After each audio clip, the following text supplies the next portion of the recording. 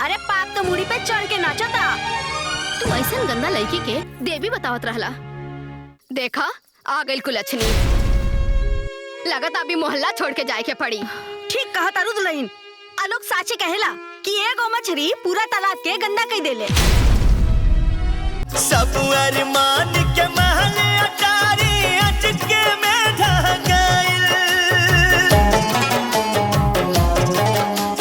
हो नैना के संग आंसू हमरो सब सपना बह गइल। सब अरमान के महल अटारी अटके में ढह गइल।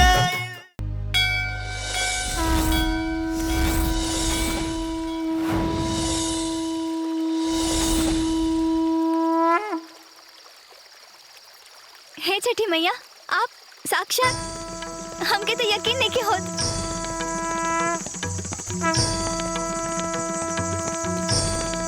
लक्ष्मी, हम तोरी भक्ति से बहुत ही खुश बानी। बतावा कावर चाहिए तो के? वरना मैया, हमके बस आप अपन आशीर्वाद दे दी।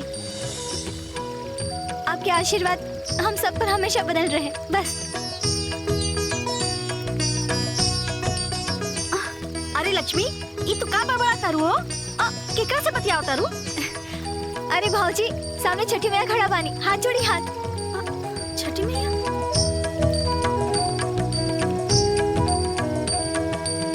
अच्छा, छठी मैया के अब आराम करेगा, घर चला चला।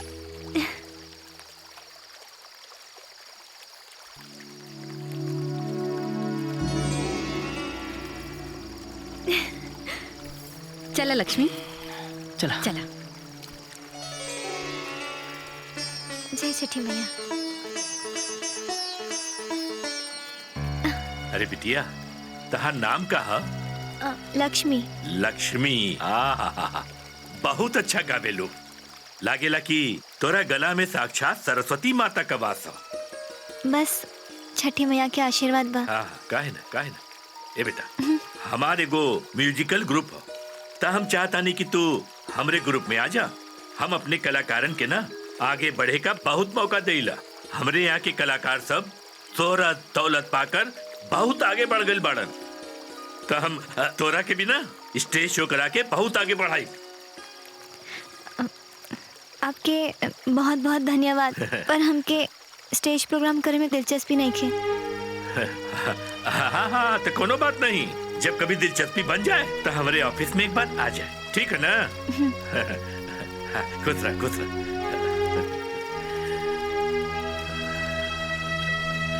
जय छठी मैया। अच्छा, एक बात बतावा, ये लड़की के है? लक्ष्मी।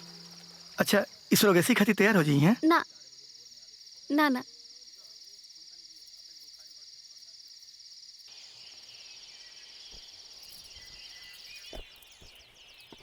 बाबूजी टिफिन। हाँ बेटी। बेटी, तू गाना तो सचमुच बहुत बढ़िया गाविलू। काल घाटे पे तहार आवाज के बहुत तारीफ होत रहा। सचमुच तोहार कंठ में सरस्वती माई के वास बा। का करी बेटी, हमरे पास पैसा रहत तो तोहार छठी माई के गीत के एल्बम हम जरूर बनवा देती। सुनिए छपरा वाली चाची, रामदयाल चाचा अपने बेटी की एल्बम बनवाई है। अरे बनारस वाली दुल्हन, ना 9 मन गेहूं होई और ना राधा गौने जई है, तू देखत रहा। ठीक बा बेटी। संभाल के जाइए। सुनी जी, राशन खत्म होके वाला बा, हो सके तो आजे भरवा दे। अभी तनख्वाह मिले में 2 दिन बाकी बा और तोहार राशन अभी से खत्म हो गई। ठीक बा, देखा तनी। संभाल के जाइए बाबूजी। हाँ बेटी। चलो। हाँ। आंटी में ना ढेला बा, बबुनी देखे जाइए मेला। ला बन गई एल्बम, देख ला। अरे बिना खाना खाइले कहाँ चल देला? अरे दीदी, वो बीएड के फॉर्म निकल बना हुए भरे जाता नहीं है। दोपहर ले आज हम दोपहर ले लौटाए। तोरा जहाँ जाए के बाद जा, पहले खाना खा लो। माँ तू खाना लेके आओ। अरे देरी होता, हमरा जाए देना। चुपचाप बैठो, चलो लेट वेट ना होए। बैठो। का माँ जल्दी लेके आवा। और पढ़ाई कैसे चल रहा बा? बस अब फॉर्म भरब जाके ओकरा बाद देखल जाए कि का होता। इला अच्छा तो करेली बनल बा, यही से भाई सब जल्दी में रहे। करेली से तो एकर बचपने से बैर बा। वाह, बिना खाना खैले घर से ना निकलल जाला, ना तो दिन भर खाना के दर्शन ना होला। अच्छा दो वैसे एक बात बा, दीदी के हाथ लगते करेलो मीठ हो गई। तो माई तो पराठा बनावे लिया, रोटी के स्वाद आवेला। अच्छा बेटा, तोहार दुल्हन आई ना तो हमहू देखब कि हमके कितने 56 भोग खियावतिया। पानी पी लिहा। किसी आ गेलो तो के माई की चिड़ा में बहुत मजा आवेला का? अब तो ऐसी बोलनी है। ला अपन काम मन लगा के करा। हेलो, हाँ सांझी को आ जाए। हाँ साहब, हम आपसे कुछ कहल चाहत बानी। कहा कि मुहूर्त निकालब तो कहा बा? वो मालिक पैसा खत्म हो गइल बा, थोड़ा एडवांस चाहिए। रामदयाल, तोहारी हर बार के नाटक बा। ए महीना में तोहार तनख्वाह से ज्यादा एडवांस हो गइल बा, अब कुछ ना मिली। तो मालिक थोड़ा तनख्वाह ही बढ़ा दी, इतना तनख्वाह में घर चलावल मुश्किल हो गइल बा। और हमरा के तोहरा झेलल मुश्किल हो गइल बा। हमरे पापा की वजह से तोहे झेल रहल बानी, ना अबले कबले मुक्ति पा गइल होती। काम के न काज के, दुश्मन अनाज के। जा काम करा जा। हेलो,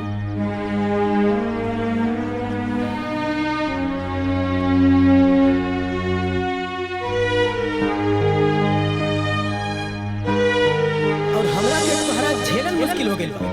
हमरे पापा की वजह से तोहे झेल रहल बानी, ना अबले कबले मुक्ति पा गइल होती। काम के न काज के, दुश्मन अनाज के। जा काम करा जा। राशन खत्म होके वाला बा, हो सके तो आज भरवा दे। और हमरा के तोहरा झेलल मुश्किल हो गइल। काम के न काज के, दुश्मन अनाज के। जा काम करा जा।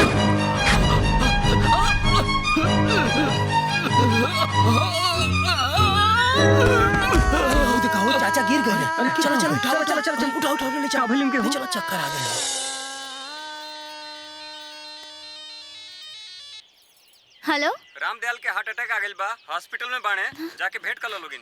माई, माई का भइल? चल हमरा साथे। अरे अरे बता तो।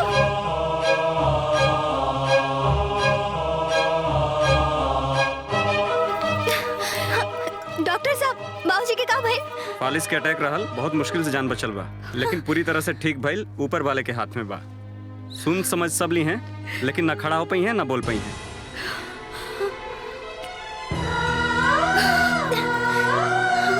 बाबूजी,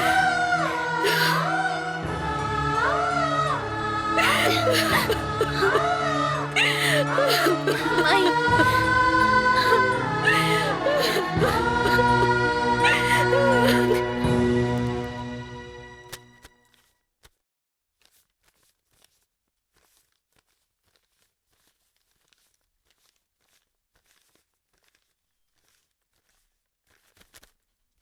गिन ला। ठीक बा, प्रणाम।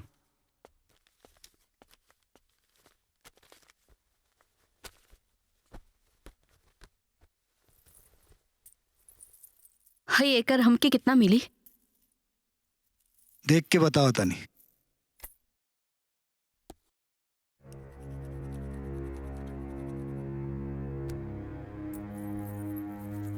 ये सोना ना रोल्ड गोल्ड बा, खाली पॉलिश चढ़ा रहे, एकर कुछ ना मिली।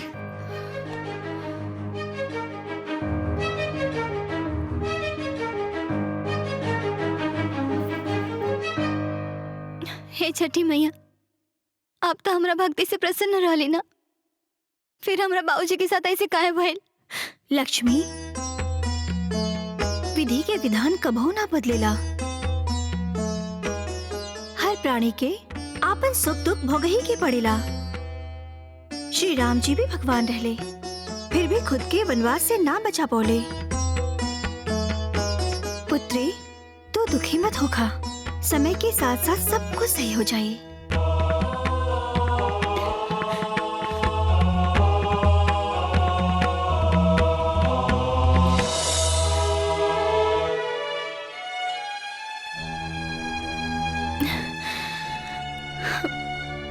इतना सीधा साधा आदमी के भगवान कैसन रोग दे देले।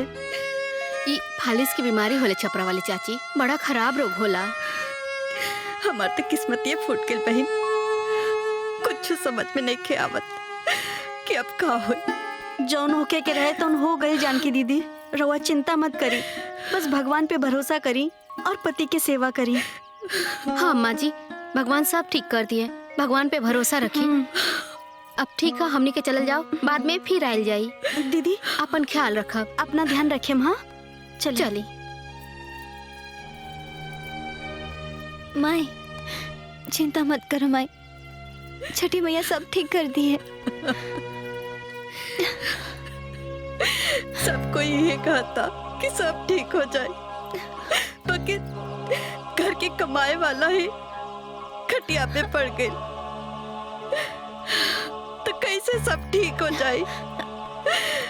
हम बानी ना माई, हम बाबूजी के जगह पे जाके नौकरी करब, अतः लोग के कोनो दिक्कत ना हुई।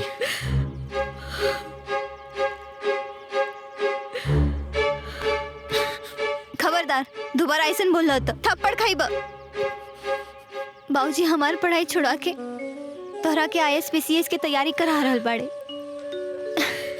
तोहरा के आज के बाद से पढ़ाई पे ध्यान देवे के बा, बस और कुछ ना। खाली पढ़ाई करी, काम ना करी। अरे ते घर के खर्चा कैसे चली, बाबूजी के इलाज कैसे हुई? पहले ही हमने की सिचुएशन कुछ ठीक नहीं के ऊपर से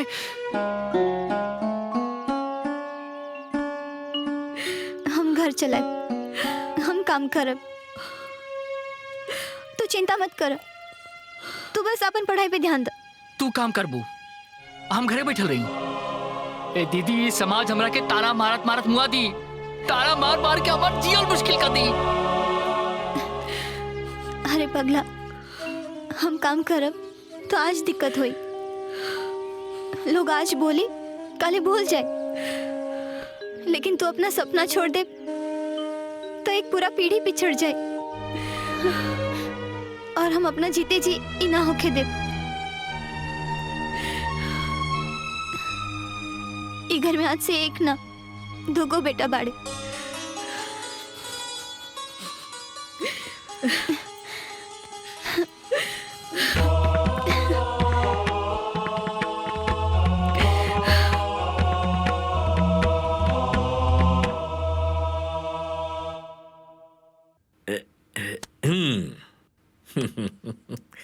वेरी गुड लक्ष्मी, बुरा वक्त में ना बहुत अच्छा फैसला ले लो तू। ला ये पर साइन कर दा, साइन कर दा।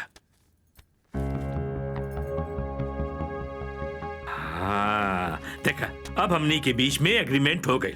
जौन भी प्रोग्राम हम तोरा के दिलाई, उसे जौन भी पैसा तोके मिली, उनमें से हमनी का 50-50, मतलब आधा आधा। जी ठीक है, जैसे ही प्रोग्राम को नो आई हम तोरा के बुला ले। अब तो जा जा।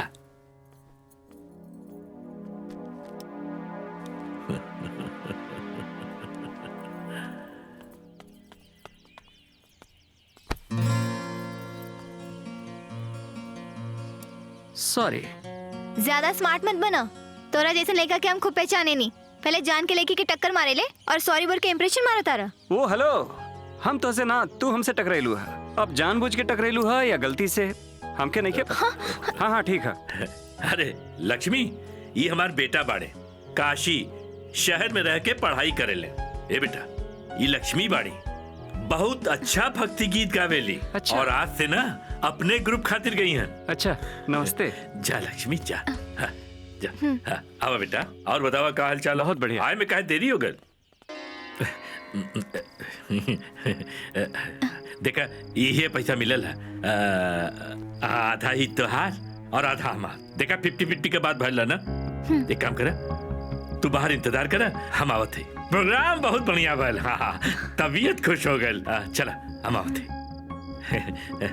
सुना सेठ, लड़की की आवाज में तो जादू बा। हाँ अगर ही भक्ति गीत के अलावा कमर्शियल मतलब चालू गीत में नाच गाना शुरू कर दी ना तो स्टेज पे वो आग लागी कि नोट की बारिश भी ठंडा ना कर पाई। सेठ जी, लड़की बड़ी संस्कारी पिया, ये सब न करी।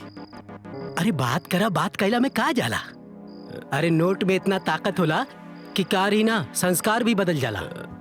ठीक हो, हम कोशिश करब। हम इंतजार करम, बताई हमरा के, ठीक बा? जरूर बताई।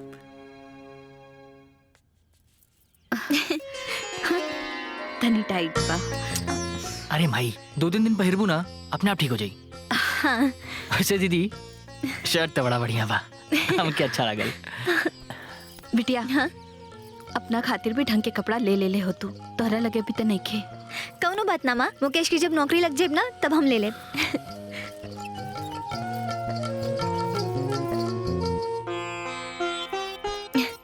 बाबूजी, रवा की लेटे लेटे तकलीफ होला ना, यही से हम रवा खातिर व्हीलचेयर लेके आए नहीं।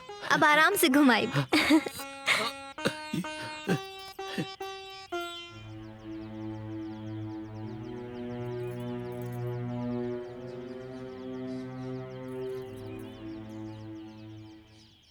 ना यार अभी हम अब कोनो फॉर्म ना भरब। यार देखा, हमार दीदी बड़ा मेहनत से 1-1 रुपया कमा रहल बड़ी। ऐसा करा तहा लोग जाके भरता लोग। लेकिन 2-4 जगह फार्म अप्लाई करब तबे एक आध जगह होके के चांस रही। मुकेश, आजकल कंपटीशन पास करल टेढ़ा खीर बा। देखा तहार बात सही बा रवि, लेकिन अब देखा हम खाली अपना स्टेट के फॉर्म भरब काहे से कि अब 4 जगह के फॉर्म भरे में बहुत ज्यादा खर्चा हो रहल बा। हम अब दीदी पे ढेर खर्चा डालल नहीं की चाहत।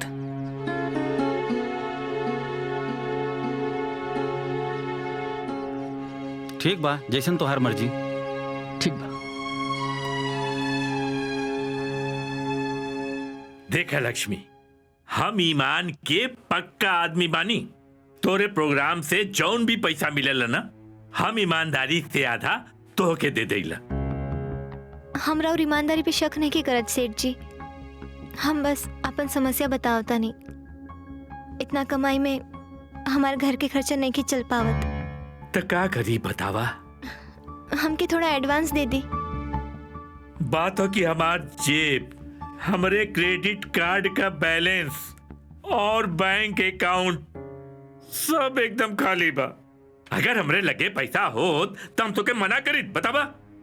तो हमके थोड़ा शो ज्यादा करवा दी। ये भक्ति गीत का शो आवेला कितना, और जितना भी आवेला हम तो ही के तो देला। लेकिन अगर हम लोग एक काम करी ना तो हमनी के कमाई बहुत ज्यादा बढ़ सकेला। हाँ,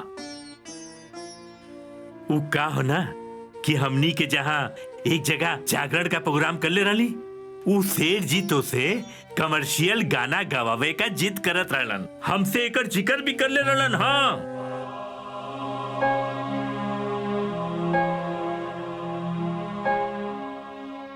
और कोई हुई जो पैसा खातिर अपन संस्कार बदलत हुई। हमरा से ये उम्मीद मत रखी सेठ जी।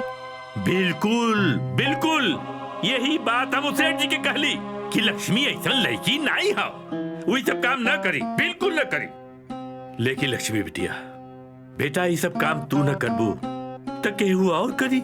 काहे कि और लोगन के खातिर स्टेज पर नाचे से बुरा घर पर पड़ल ठंडा चूल्हा का आग होला। हमके थोड़ा वक्त दी सेठ जी, हम सोच के बताए। हाँ ठीक है, वक्त ला, बिल्कुल ला। जा जा जा जा, सोच ला।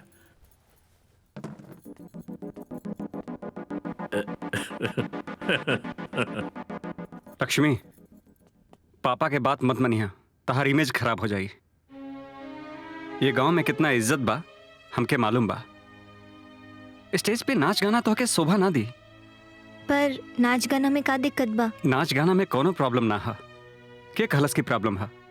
लेकिन जगह जगह का बात होला लक्ष्मी, ये गांव के लोग तो के अच्छा ना समझी, और सच कहीं था हमके भी अच्छा ना लगी। काहे तो के अच्छा काहे ना लगी? पता ना, बस अच्छा ना लगी। हम पापा के समझा दे, वो तो के दोबारा ऐसा ऑफर कबो ना दी है। और तो के एडवांस भी मिल जाई।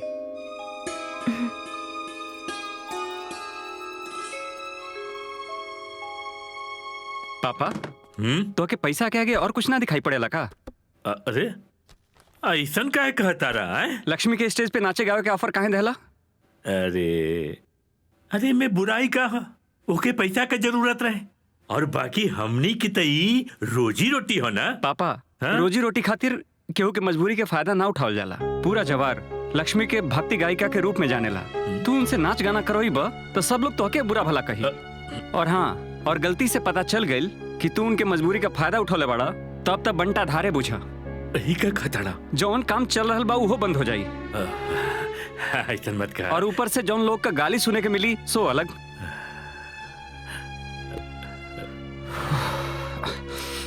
और हाँ, हमरा खातिर जे रिश्ता आवेला ना उहो बंद हो जाई। दहेज में एगो चवनियो ना मिली और कोनो अकटेंड बकटेंड लड़की मिल गई तो दुनिया भर का एहसान जताई वो अलग। अरे बाप रे बाप, बुझाता ना? एकदम बुझा गल बेटा, एकदम बुझा गल। हम ही सब क्या करे चाहत रही? पूरा 10 लाख के नुकसान कैंसिल। लक्ष्मी के नाच गाना का प्रोग्राम कैंसिल। कैंसिल? अरे नाना, कैंसिल कैसे? तो लक्ष्मी की जरूरत पूरा कैसे हुई? तो ओकर का हिस्सा बढ़ाई बा? ना ना ना ना ना ना, हिस्सा विस्सा बिल्कुल न बढ़ाई। हाय काम करते ओके कुछ एडवांस दे दे और बाद में धीरे धीरे धीरे धीरे काट ले, ठीक है ना? हाँ हाँ पापा, हाँ ठीक बा।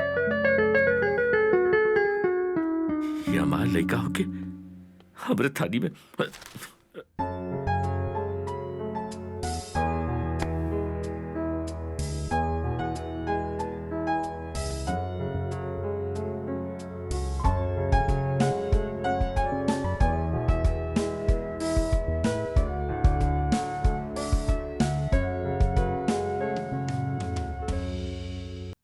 हे छठी मैया, हमरा कुछ समझ में नहीं के आवत, हम का करी?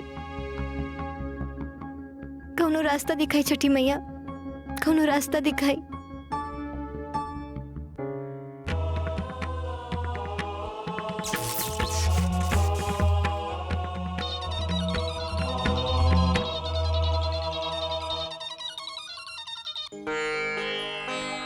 हाँ सेठ जी। लक्ष्मी बेटी, तोरा गैला के बाद ना हम बहुत सोचली। हाँ, फिर हमरा के समझ में आई कि नाचे गाए वाला आइडिया ना ठीक नहीं हुआ। तो हमें काम करत है, कहीं से 10,000 रुपया का इंतजाम करके हम तोरा का एडवांस दे देते और बाद में हिसाब किताब होत रही। ठीक है ना बेटा? ठीक बा सेठ जी, जैसन रवा ठीक समझी। ठीक है बेटा, ठीक है, खुश रह। काशी, तू हमके बचा ले लो। हे छठी मैया।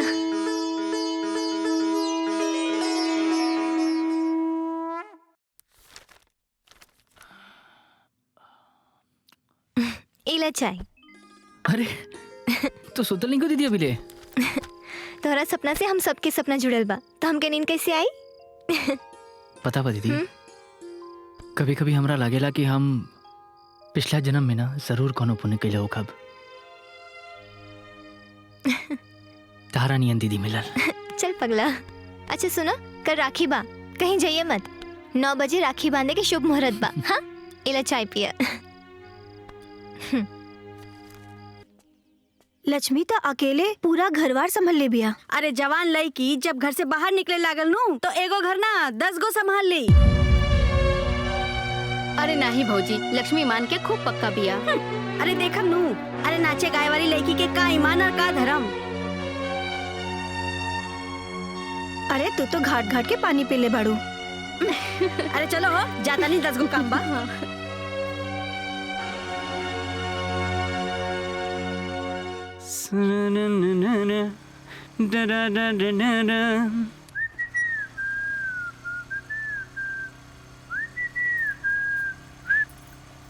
अरे लक्ष्मी, तू कहाँ जा रहल बाड़ू? ओ बच्चा लोग के कोचिंग में पढ़ावे के बात के ले बानी। हमके थोड़ी कमाई बढ़ावे की पड़ी। वैसे काल खातिर तोहर बहुत बहुत शुक्रिया। अरे एमे शुक्रिया का बात बा। वैसे हम तो से कुछ कहल चाहता नहीं।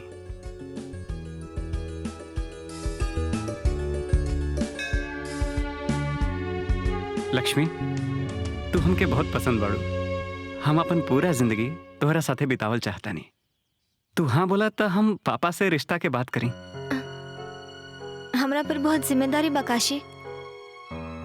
बाबूजी के फालिश की बीमारी हो गई बा, बिस्तर से हिल भी नहीं की सकत, और छोट भाई के करियर बनावे में लागल बानी। पता ना कब सेट होई। हम घर में कमाए वाला बस अकेला ही बानी। अभी हम कोनो दूसरा रिश्ता में नहीं की बन सकत। लक्ष्मी, हमार वादा बा, हम हर हाल में, हर प्रॉब्लम में तोहर साथ दे। बस तू एक बार हाँ कर दा। ई ना हो पाए काशी। हम दो रास्ते में नहीं की बटे के चाहत।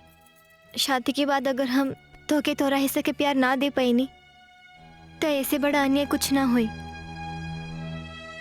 और हम नहीं की चाहत कि हमार जीवन साथी हमरा वजह से तकलीफ में रहे।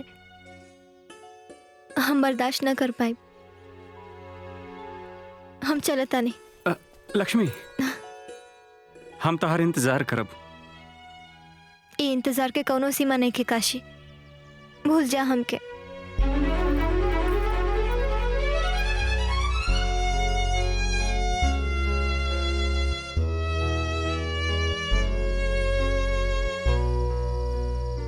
लक्ष्मी, हमार वादा बा, हम हर हाल में, हर प्रॉब्लम में तोहर साथ दे। बस तू एक बार हाँ कर दा।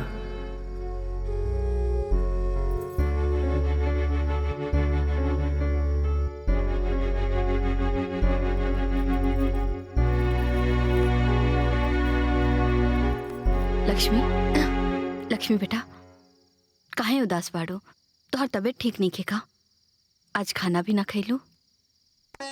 तबीयत ठीक बा माई, बस कुछ खाए के मन नहीं के करत, और कोनो बात नहीं खे। ठीक बा। तोहरे बाबूजी के दवाई खत्म हो गई बा, कल ले ले आइहा। छठी मैया की पूजा के तैयारी भी शुरू करे के बा। ठीक बा माई।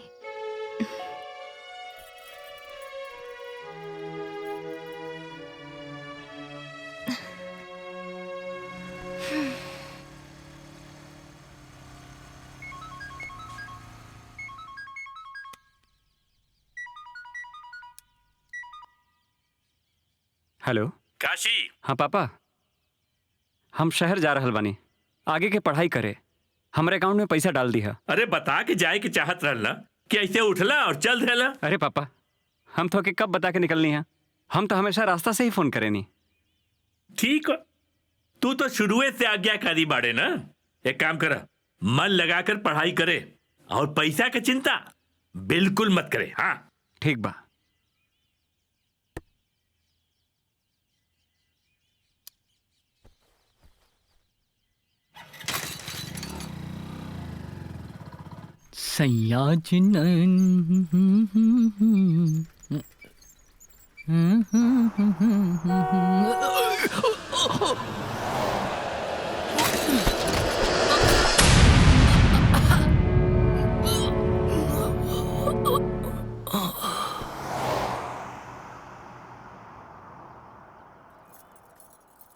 चाची, चाची चाची, मुकेश का एक्सीडेंट हो गई बा। जल्दी चली, हॉस्पिटल में बा।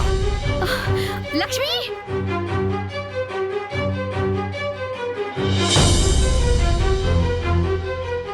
एकर सर में गहरा चोट लग गई बा, जेकरा वजह से कोमा में चल गई।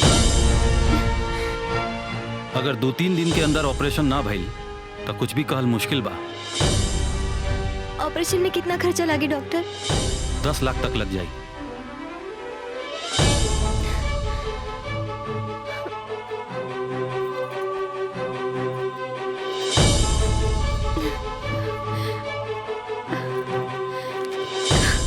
बेटा, हाँ का भइल?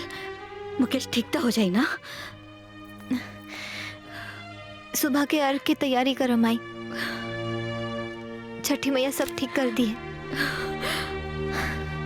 चल।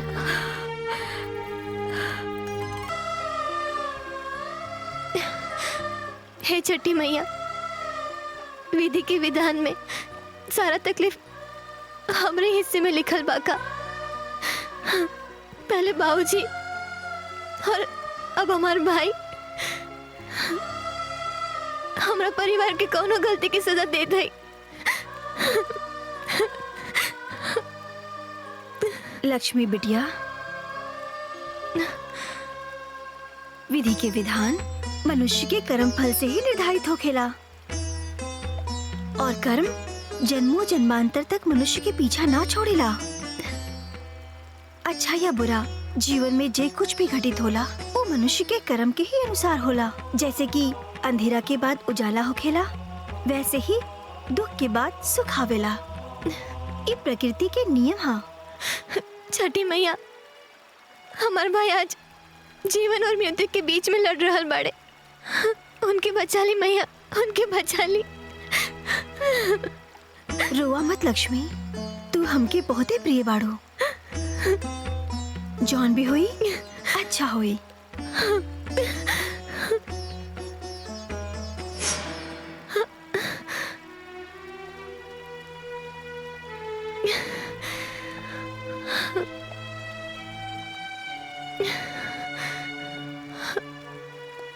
जय छठी मैया।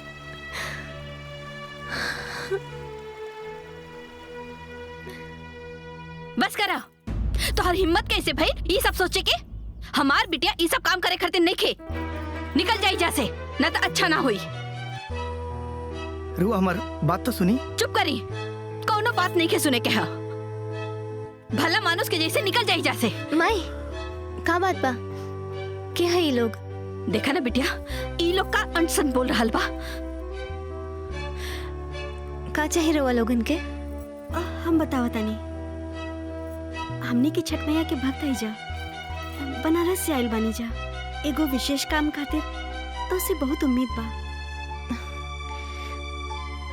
हम समझाओ तनी लक्ष्मी तारा के, तू हमार बात ध्यान से सुना। देखिए उषा जी, बच्चा आपके अंदर बनता तो है, लेकिन कोख में खराबी होने के चलते हर बार बेकार हो जाता है। अब सिर्फ एक ही तरीका है जिससे आपके घर आंगन में किलकारियां गूंज सकती हैं, और वो तरीका सेरोगेसी का है।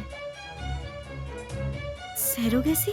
सेरोगेसी में अंश आप दोनों का होगा, मतलब बच्चा आप दोनों का ही होगा, लेकिन ये किसी दूसरी औरत की कोख में बड़ा होगा और जन्म भी वही औरत देगी। ये कैसे संभव हुई डॉक्टर साहब? इसके लिए आपको एक स्वस्थ महिला या लड़की को तैयार करना होगा जो आपके बच्चे को अपनी कोख से जन्म दे सके। उसके लिए प्रॉपर एग्रीमेंट करके आप ऐसा कर सकते हैं। अभी किराए की कोख लेना बहुत आसान हो गया है और ये काफी सक्सेस भी है। ई गांव में हमारे उषा के दूर की रिश्तेदारी बा, और पिछला साल छठ माई के आशीर्वाद लेवे खातिर हमनी के आयल रही जा, तभी तहरा पर हमनी की नजर पड़ल, और फिर तू हम दोनों के बहुत पसंद आयल रहो। लेकिन पूछताछ से पता चलल कि तू सरोगेसी खातिर तैयार ना हो सकेलू। और तब से लेके आज तक पिछला 1 साल से हमने का बहुत भटकल बानी जा, लेकिन कोनो भी औरत सरोगेट माई बने खातिर तैयार नहीं के हो। लेकिन जाने लू, 3 दिन पहले ना एगो विचित्र घटना भइल। हमने के छठ घाट से मैया के हाथ जोड़ के आवत रहनी जा, तभी हमने के एगो बूढ़ माई मिलनी। बेटा, बेटा भूख लागल बा, कुछ खाए के दाना। दीदी। हाँ इला माई। पैसा ना चाहिए बेटा, हाँ? कुछ खाए के चाहिए।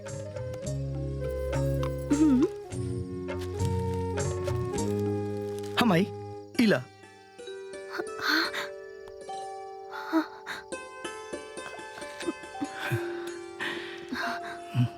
पुत्र के चाह में भटक रहल बड़ा लोग ना।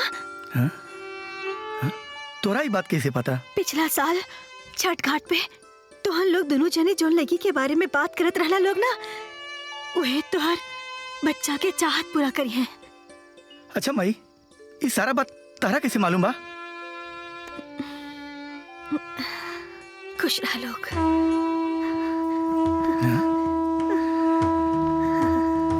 कमाल बा।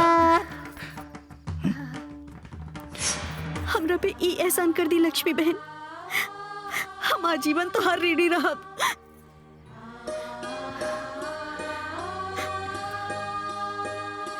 ई काम के तो कोनो कीमत ना हो सकेला, लेकिन फिर भी हमरा तरफ से ई 10 लाख के भेंट स्वीकार करा।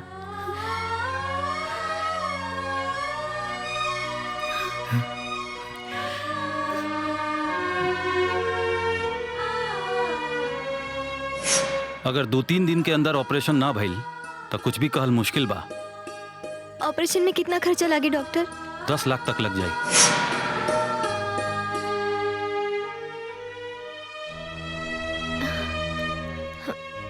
हम तैयार बानी। लक्ष्मी ई का करता रू?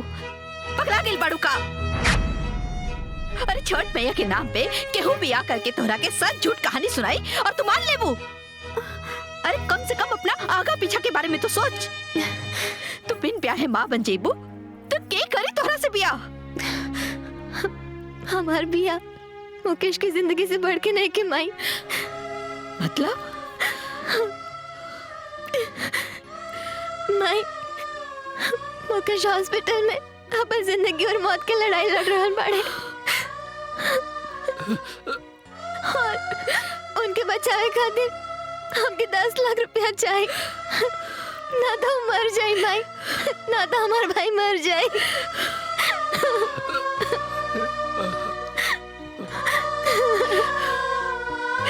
का कहता है बेटा? माई यही से हमके 10 लाख रुपया चाहे कि चाहे। हमके हमरा जिंदगी की परवाह नहीं के माई, लेकिन अगर मुकेश के कुछ हो गए तो सब कुछ खत्म हो जाए माई, सब कुछ खत्म हो जाए। लक्ष्मी तू सच में लक्ष्मी बाड़ू बेटा।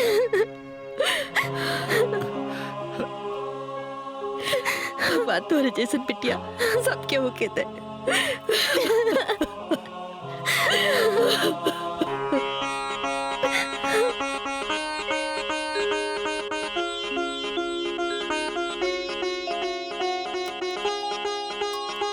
अभी खतरा से बाहर बाड़े, 2 दिन बाद घर ले जा सकेली। दीदी ये ऑपरेशन में तो बहुत पैसा खर्चा भइल होई। इतना पैसा तालो के पास आइल कहाँ से?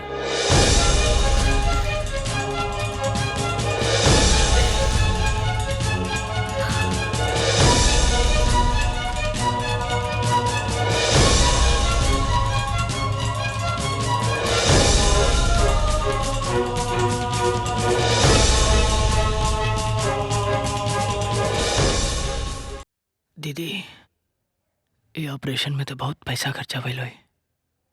इतना पैसा तालो के पास आइल कहाँ से?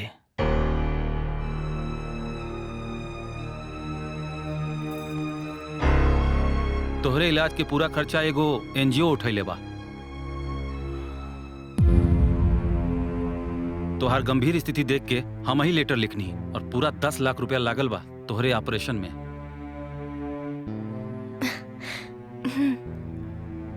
तू अभी आराम कर।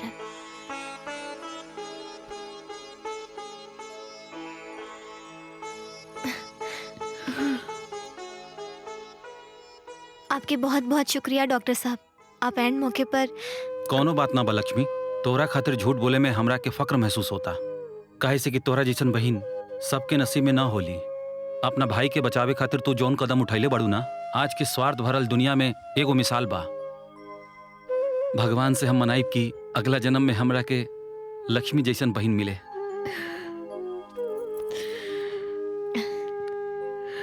अच्छा डॉक्टर साहब, कोनो बात नहीं के। चलो।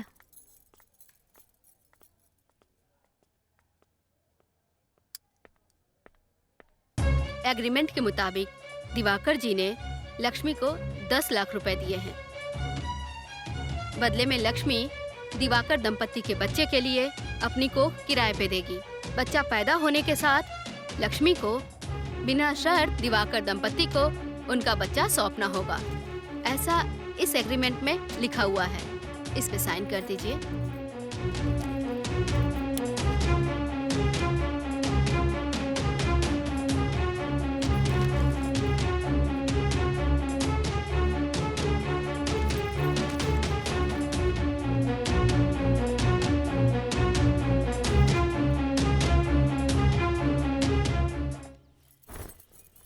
अरे सुनो था छपरा वाली भौजी, उ लक्ष्मीनिया 10 लाख रुपया इकट्ठा कर ले बिया। लागत है ना इनकर घरवा में नोट के पेड़ लागल बा। हाँ हो बनारस वाली दुल्हन। अरे वो तो 10 लाख के ऐसन बतियावत है जैसे 10,000 होखे। लागत है ना लक्ष्मीनिया कोनो बहुत बड़ा हाथ मर ले बिया। हाँ उहे तो सोची कि आखिर इतना रुपया उनके घरे आयल कहाँ से। छोड़ी जाए दी, हमनी के का जी जैसन बोई वैसने काटी। ठीक ना? ठीक है, चलो कहता जायदा रहो। हम हाँ, चलत चलो। हैं। हाँ ठीक है। अरे ओकनी के पैसा से हमरा का काम बा हो।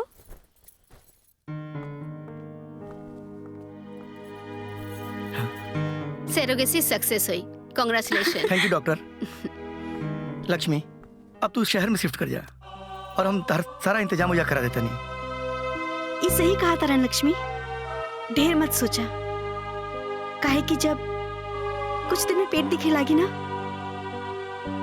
समाज के सवाल के जवाब दिहल बहुत कठिन हो जाई। हम बाबूजी की छोड़ के ना जा पाए दीदी। बाबूजी की देखभाल के करी? मुकेश अपन पढ़ाई की तैयारी करी कि बाबूजी की देखभाल करी? और माई के ब्लड प्रेशर तो बाबूजी की 20 किस्म की दवाई देख के ही बढ़ जाला। हम ना जा पाए। हम तोहर जज्बात के कदर करता नहीं, लेकिन कभी कभी दिल के साथ साथ दिमाग से भी काम लेवे के पड़ेला। और समाज के काबा, समाज में 10 तरह से बात उठेला, और जब समाज कुछ बोलेला ना तब पूरा ये दिल दिमाग के ना झकझोर के रख देवेला। लक्ष्मी शहर जाई दिवाकर बाबू, रवाई कर व्यवस्था करी। ठीक बा, जब पेट दिखे लागी तो 3-4 महीना में हम आ जाए। तब तक बाबूजी के देखभाल करे खातिर कोनो आदमी के भी इंतजाम कर ले। तू आदमी की चिंता मत करा, बस सही समय पर तू हमरा खबर कर दिया, हम इंतजाम कर दे। लक्ष्मी तुझसे हमारे को बिनती बा, बस इतना ध्यान रखिया कि ये बात गलती से भी केहू के पता ना चले। काहे कि समाज में हमारी इज्जत तब बे हुई जब लोग के ई पता रही कि हमार बच्चा हमरा कोख से पैदा भइल बा। चिंता मत करी दीदी, हम अपना जीती जी केहू के ना पता चले थे। ये लक्ष्मी के वचन बा।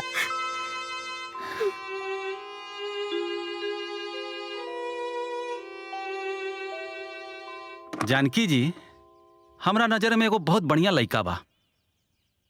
हमार मानी त रउआ लक्ष्मी के शादी लड़का से कर दी। ऐसन बढ़िया घर परिवार रउआ लोग के दोबारा न मिली, ई बात समझ ली। अरे कदे माई, देख दीदी की शादी आज न त काल करही के बा। और ये अगर बढ़िया लड़का मिल जाई तो दीदी की जिंदगी संवर जाई। पाहुन, अभी घर के हालात ठीक नहीं खे और घर के सारा खर्चा लक्ष्मी चला रहल बिया। यही से अगला साल सोचब। ये तू का बोलते रे माई? तू इतना स्वार्थी हो गई बड़े? खाली अपना बारे में सोचता रही, दीदी के बारे में ना। अरे तू का चाहता रे कि दीदी यही से पैदा भइल बड़ी कि जिंदगी भर हमनी के सेवा करस? मुकेश,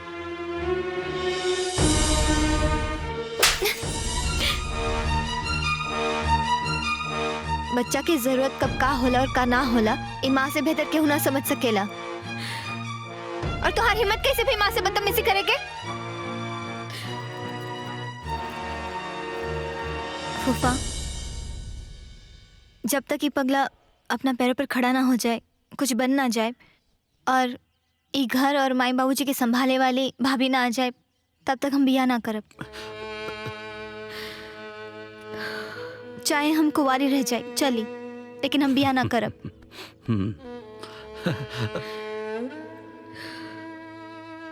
अरे अरे दीदी, अरे का करे तारा? अरे दीदी, हम आज बहुत खुश बानी। का भाई, कोनो लॉटरी लाग गई का? हाँ दीदी, लॉटरी है, समझ ला। हमार एग्जाम क्लियर हो गई, हमार नौकरी लाग गई। सचो? हे छठी मैया, तोहर महिमा अपरंपार बा। सब पता बा दीदी, दीदी आज हम जौन भी बानी ना, खाली तारे त्याग और तपस्या की वजह से बनी। और इस सपना के पूरा श्रेय खाली तारे जाता।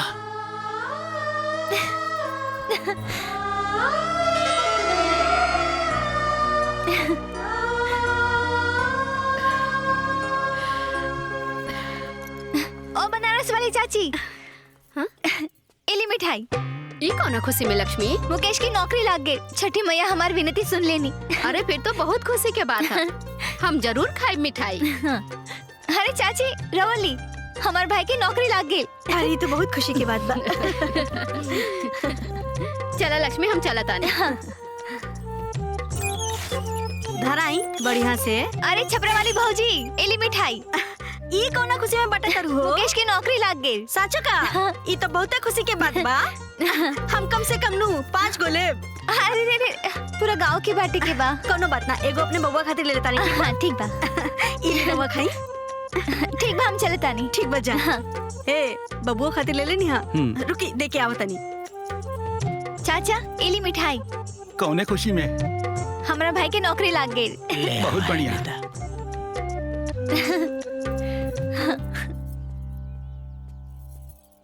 हेलो। जानकी जी। प्रणाम पाहुन। प्रणाम प्रणाम।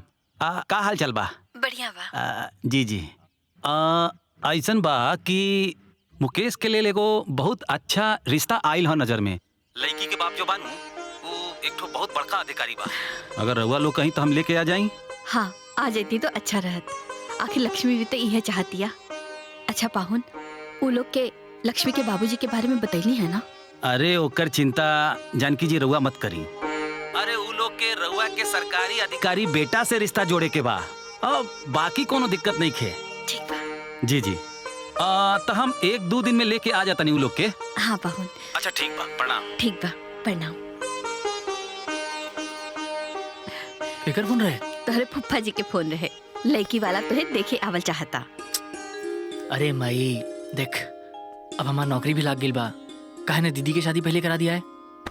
अच्छा तो भाई साहब की नौकरी लाग गई बा, तो बहन के भगावे के चाहता रे। अरे- ये भाई बहन के प्यार। हाँ कान खोल के सुन ल, जब तक तोहार बियाह ना होई तब तक हम बियाह ना करब।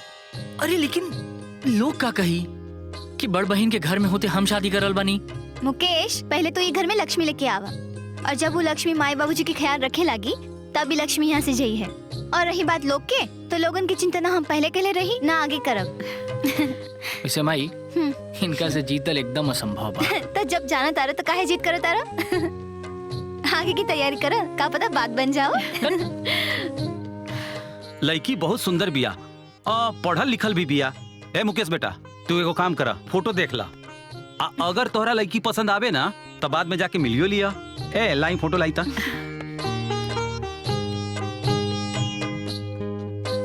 सुनी सुनी देखी, अब हमरा के फोटो दिखावे की जरूरत नहीं खे। रवा सभी फोटो दीदी के दिखा दी, कैसे कि लेकिन दीदी के पसंद आ जाई तो हमरो कोनो एतराज नहीं खे। इला दिखा दा।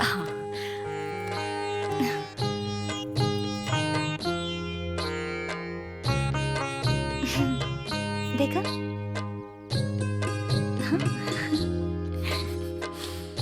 बाबूजी अच्छा ना? हमके रिश्ता मंजूर बा। अरे तो लगले हाथ लेन देन के भी बात हो जाए। फूफा जी रवा के तो मालूम बा ना कि दहेज लियल अपराध हुई। सुनी जी, हमार बिटिया ऐसे टूटल फाटल घर में कैसे रह सकेली? धीरज रखा।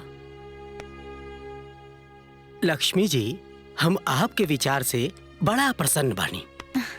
हमके यकीन हो गयल कि आपके जैसन संस्कारी परिवार में हमार बेटी बड़ा खुश रही।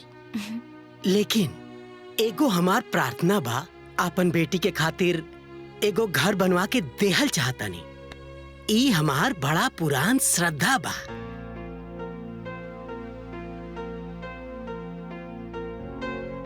प्लीज ना ना करी।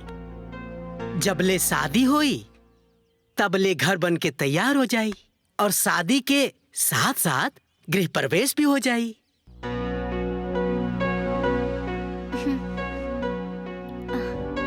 जी ठीक बा। चली तब तक मंजूर हो गई लड़ुआ के बात।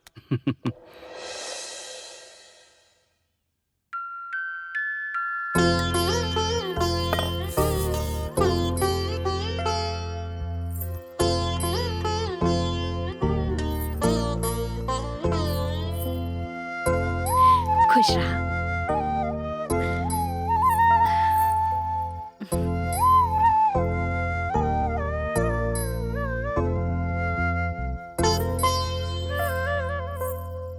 अरे ना ना।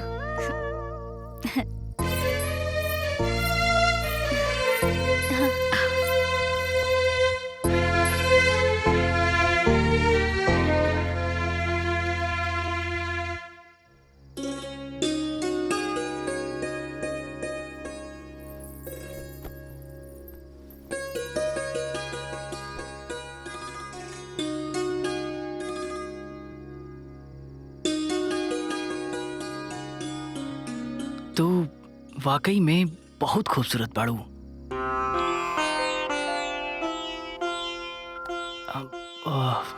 मोना तारा से को बात कहे के रहे। हाँ कहीं ना। देखा हमरा खाती हमार दीदी जन बाड़ी वो देवी है, और आज हम अपना जिंदगी में जौन कुछ भी बानी ना खाली उनकी वजह से बानी।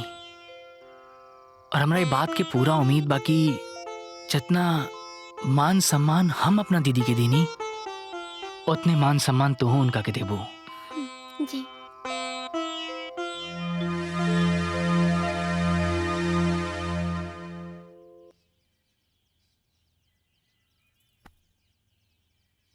हेलो प्रणाम माँ। खुश रहा बेटा।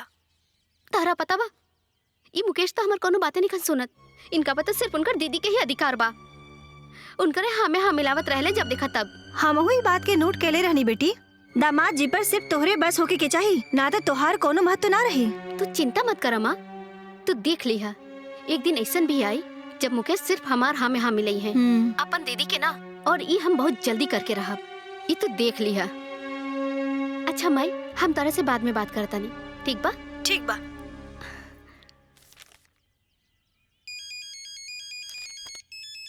अरे लक्ष्मी। हेलो। हेलो। हाँ लक्ष्मी, कैसन बाड़ू? जी सब ठीक बा। हम ही बताए खातिर फोन कईनी है कि मुकेश की नौकरी भी लाग गई और मुकेश की बियाह भी हो गई। अरे वाह, ये तो बहुत खुशी के समाचार बा। जी, और हमने के नया घर में भी शिफ्ट हो गए बानी जा। अरे वाह, ये तो बहुत उत्तम समाचार सुनेलू तू हमरा के। अच्छा देखा लक्ष्मी, तारा कोई चीज की जरूरत पड़ी ना तो तू बेहिचक फोन कर दिया हमरा के। जी। और हम सारा चीज वही इंतजाम करा दे। जी दीदी से बात हाँ हाँ, अभी हम बात कराते नहीं उषा से। हाँ खुशी से बात कर। हाँ बहन, कैसन बाड़ू? बस ठीक बा। अब सुना हमार बात ध्यान से। अब तो के अपन ढेर ध्यान रखे के बा। खाए पिए में कोनो तरह के कोताही ना होए के चाहिए, समझ लो। काहे कि जब तू स्वस्थ रहबू तबे ही बच्चा भी स्वस्थ रही ना। जी रवा चिंता मत करी, हम अपन फर्ज पूरा दिल से निभावेनी। ठीक बा बहन, खुश रहा। जी प्रणाम।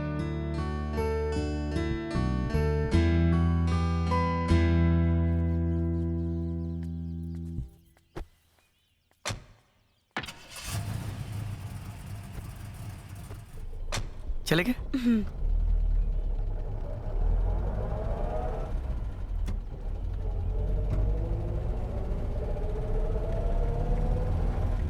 रउआ के का लागता? हमने के जौन करता नहीं जा वो सही रही ना? बिल्कुल उषा, अब 9 महीना बाद हमने के अपन घर आवल जाई और साथ में हमने के अपन बच्चा होई। जी। और माता रानी के आशीर्वाद रहल ना तो कोई के तनिक भी पता ना चली कि हमने के बच्चा ना है। जय छठ मैया।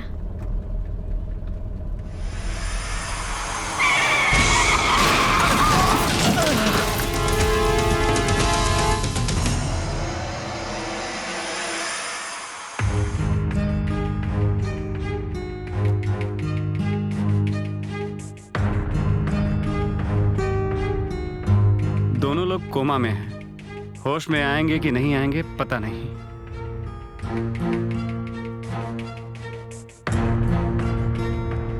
बस बस रोकी भैया। माई तू पैसा दो, हम भाभी के फोन करो। हाँ चला। मेरे हाथों में 9 चूड़ियां है, जरा ठहरो सजन मजबूरी। हाँ दीदी। हेलो मोना भाभी, हमने की आने में थोड़ा देर हो जाए, रवा बाबूजी के दोपहर वाला दवाई खिला दी, एक व्हाइट वाला टैबलेट और एक रेड वाला टैबलेट। हाँ हाँ कहा ना, ठीक बात दीदी। टैबलेट खिला दिया, माय फुट। टैबलेट खिलावे से पहले हमारी वीडियो अपलोड कर जरूरी बा।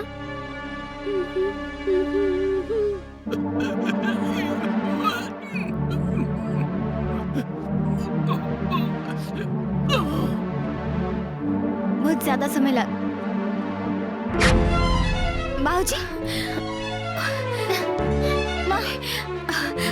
बाबूजी लगा तो बाबूजी दवा नहीं, जल्दी लेके आओ। हम लेके आओ थे।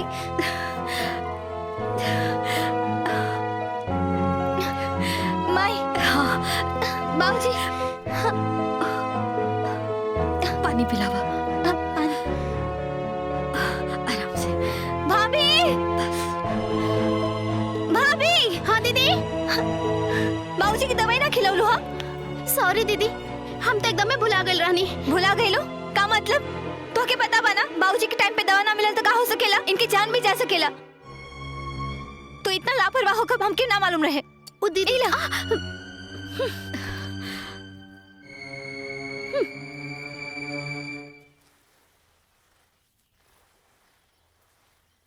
माई, बाबूजी गिर गइलन। क्या हुआ? माई, दीदी, अरे जल्दी आवा, बाबूजी गिर गइलन। दीदी, माई, जल्दी आई। बाबूजी, अरे बाबूजी, अरे बाबूजी कैसे गिर गई? माई उठा, उठा। लक्ष्मी, आराम से।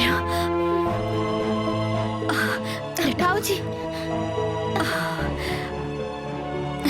खाली खड़ा होके चिल्लाओता नहीं? बाबूजी को उठा ना सकत रहलो का? फॉर्मेलिटी निभावता नहीं ना। हम एजा अपाइज लोगन के सेवा करे खातिर नहीं खियाल बानी। और हाँ, ये घर में नौकर नहीं की, जेकर बाप उहे संभाले। मोना, ना मुकेश। भाभी नादान बाड़ी, इनके प्यार से समझाए के पड़ी।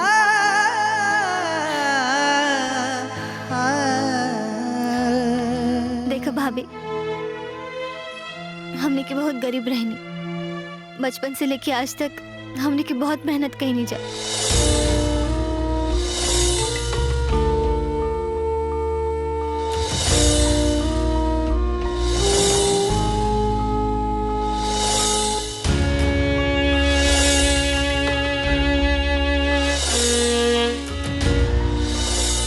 इतना कष्ट भइला के बाद भी आज अगर हमने के परिवार बेहतर हालत में बा, एकर बस एक ही वजह बा,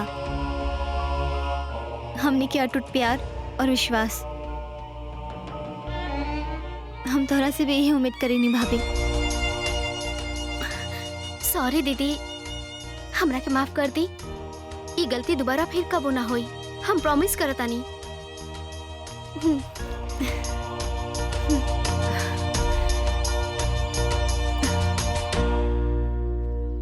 बहुत अच्छा पकड़ बनौले बाड़ू लक्ष्मी।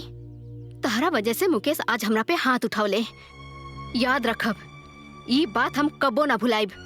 हमके तो बस एगो मौका के इंतजार बा, फिर हम तहके बताइब कि हम का चीज हैं। बतावा, जब पड़ोस में रहत रहनी तब 10 बार आवाजाही करत रहनी, अब एक बार मिले खातिर 10 बार सोचे के पड़ेला। का कहे बनारस वाली चाची, आजकल तो ये सब जीवन में लागले रहेला। तनी दुल्हनिया के बुलाई ना माँ जी, मुँह दिखाई हो जाए। हाँ हाँ कहे ना। दुल्हन, ए दुल्हन, बहरे आवा। हाँ माँ जी। देखा तोहसे मिले के आइल बा। ये बनारस वाली भौजी हैं, उ देवरिया वाली चाची। प्रणाम।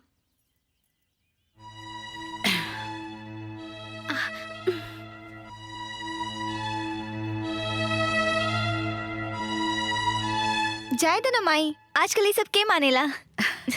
अच्छा, पैर तो छुआ। हाँ। लक्ष्मी, तू चाय बना के ले आवा। हाँ। कैसन लागल? हाँ देख ले। बहुत सुंदर। अब हो गई ना मुझे दिखाई। दीदी, का भइल दीदी? का भइल? राउ तबीयत तो ठीक बा ना? हाँ सब ठीक बा।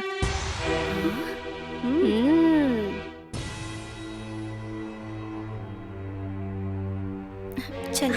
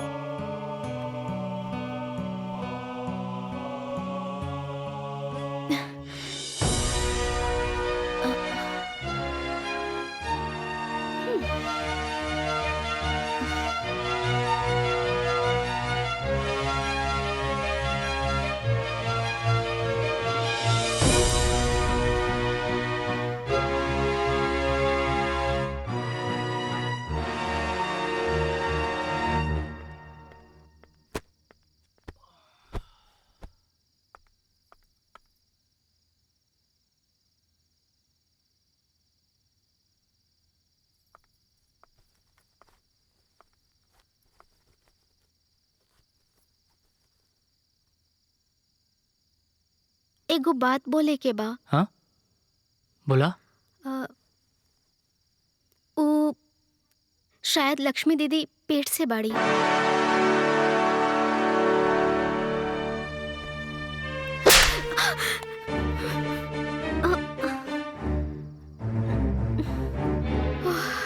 थैंक गॉड, ये तो सपना रहे। का हो गई? ना कुछ ना। अब रवा फ्रेश होली, खाना लग गई बा। ठीक बा। माई, हमरा लागता कि मोना भाभी के हम पे शक हो गइल बा कि हम पेट से हई।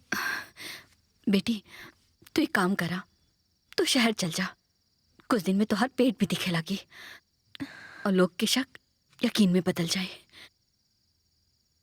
तू एक काम करा, तू दिवाकर के फोन लगावा। हाँ।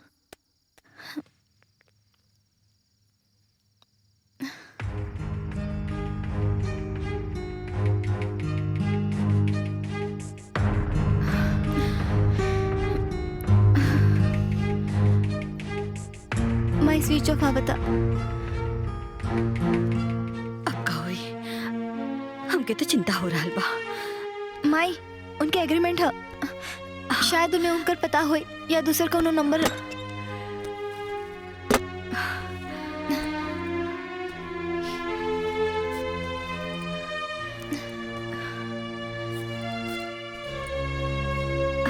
माई पेपर तो गायब बा, ओमे उनकर पता रहे।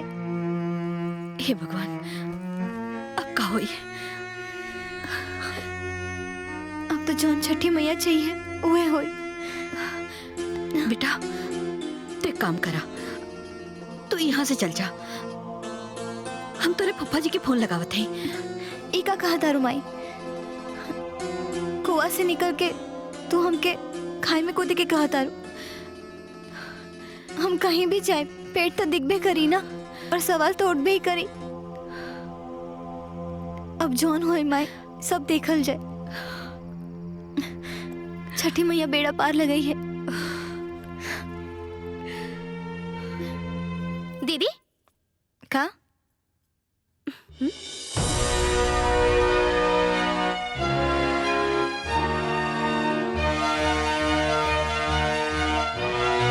का भाई? कुछ ना।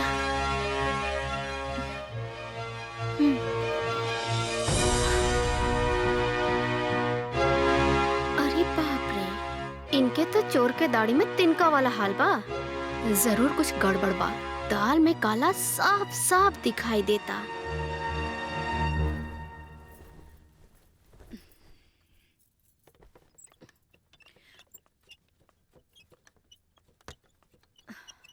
माई हाँ, आराम से आओ। और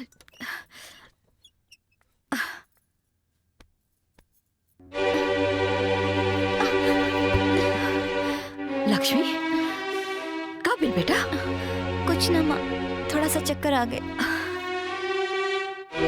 हम डॉक्टर के बुलावता नहीं। ना माँ, डॉक्टर के मत बुलाओ।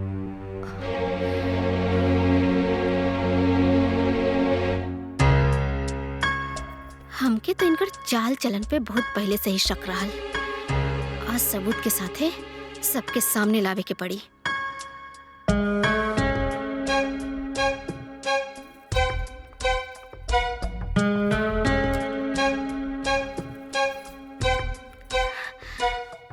हाय पकड़ा। तारा नियन एम्प्लॉय की वजह से ही हमनी के डिपार्टमेंट बर्बाद हो रहा बा। अपन काम ईमानदारी से नहीं कर सकत। काहे नौकरी ज्वाइन के लिए बड़ा? छोड़ दो नौकरी के। चल निकले यहाँ से। हेलो हेलो, लक्ष्मी दीदी की तबीयत बहुत खराब हो गई बा। तू एक काम करा, जल्दी डॉक्टर के लेके घरे आ जा, कहीं दीदी के कुछ हो ना जाए। हाँ बस अभी हम आवते बनी। हाँ हाँ ठीक बा ठीक बा।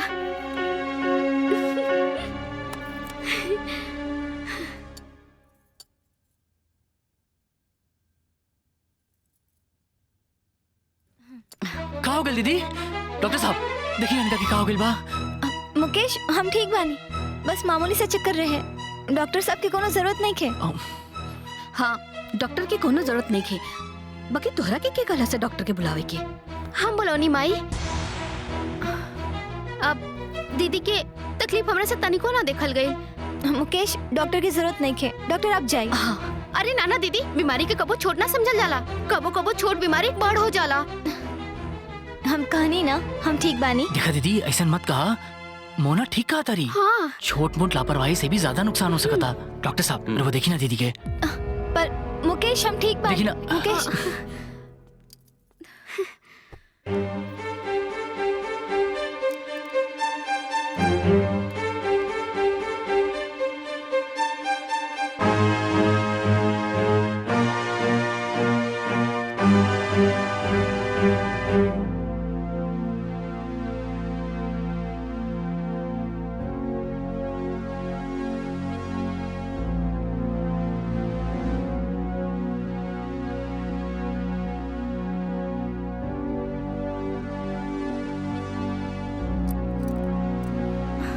का भेल डॉक्टर?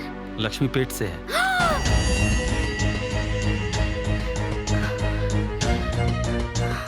डॉक्टर तू क्या बोला तेरे, तोरा मालूम बा? हाँ मुकेश, हम जो कह रहे हैं वो सही है, ये गलत हो ही नहीं सकता है। दीदी दीदी तू बोल दे, कुछ झूठ बा, बोल दे दीदी। कुछ बोलत काहे नहीं गई?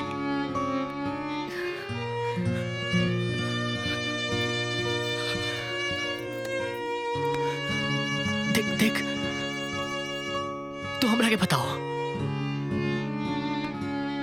हम तो शादी करवाई बोले कैसे? भाई कुछ बोलत काहे नहीं गई? भाई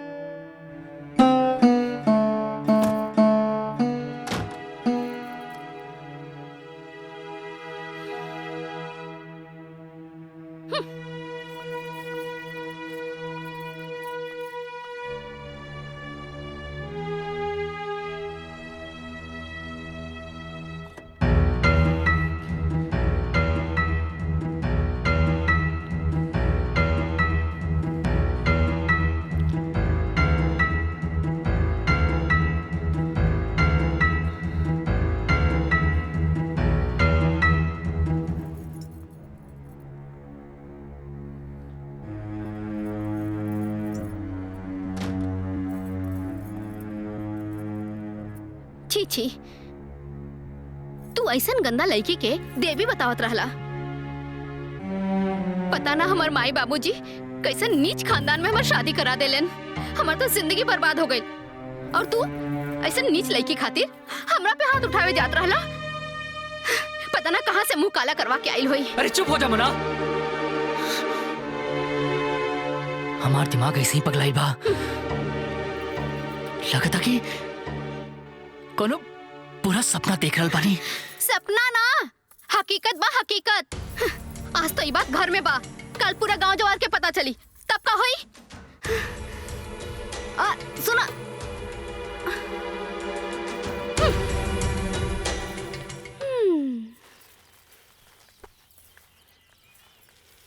कहो। अरे पूनम, काल लक्ष्मी के घरे आयल रहलू और हमरे घरे नहीं खेलू? अरे वो लड़का के स्कूल से ले आवे के रहे ना, यही से ना पाऊनी। अब तो आ गई नहीं ना, अब खाली बतिएबे करबो कि चाहे पानी देबो। अरे मोना दुल्हन। हाँ जी चाची, यहाँ आवा। कैसन बाड़ू भाऊजी? ठीक बाड़ी। अरे काल डॉक्टर साहब आयल रहे ना, लक्ष्मी बिटिया की तबीयत खराब बा का? अरे ना ना भाऊजी, उनकर तबीयत ना, उनकर चरित्र खराब बा। बाप रे बाप रे, हम किते लगा था पेट से बड़ी। पता ना केकर पाप हुई।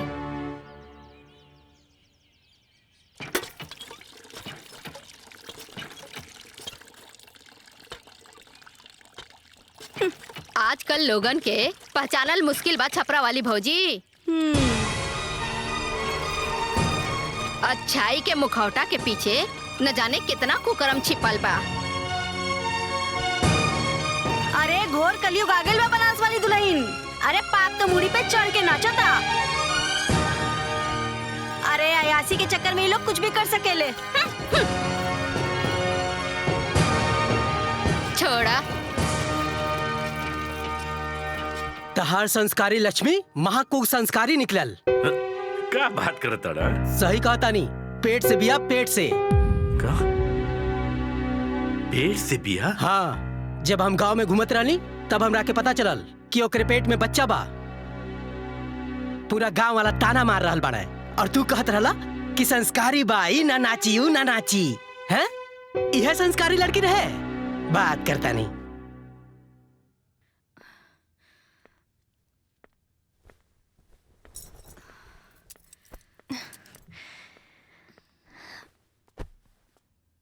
डॉक्टर साहब, सब ठीक तो बा ना?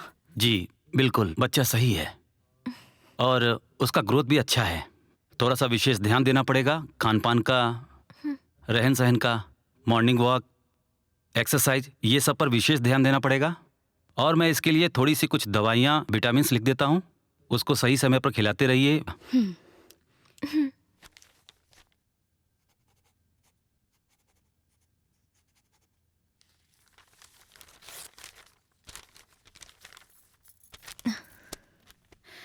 चलो। जी प्रणाम। चल बेटा, कुछ खा पी ला, स्कूल के टाइम हो गई। चल।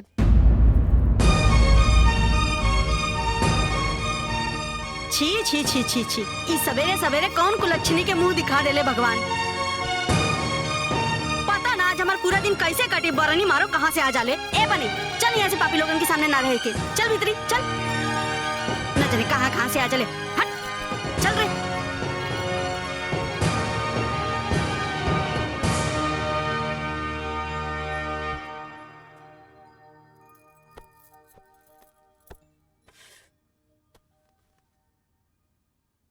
पूरा दुनिया मुंह पे थूक रहल बा, लेकिन भाई के तो कोनो फर्क नहीं के पड़त।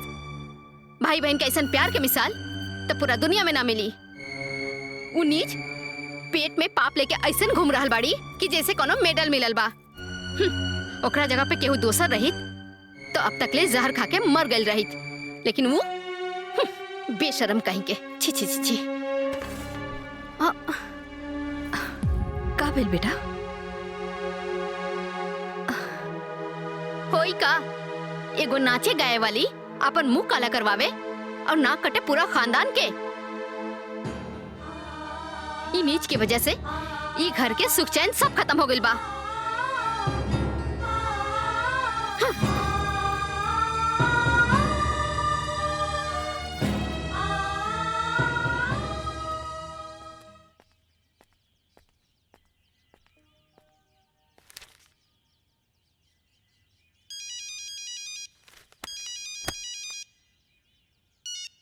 हाँ बाबूजी प्रणाम। खुश रहा बेटा मुकेश, का हाल बा? एकदम बढ़िया बा बाबूजी। जाता रहुआ बताई, आप और माई कैसे बनी जा? हमनी ठीक बानी जा।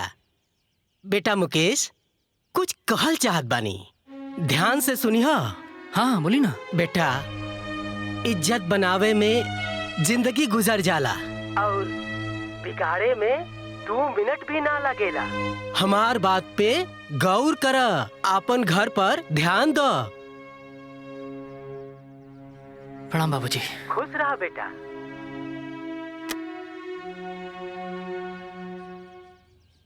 अब हमरा से बर्दाश्त नहीं के होत।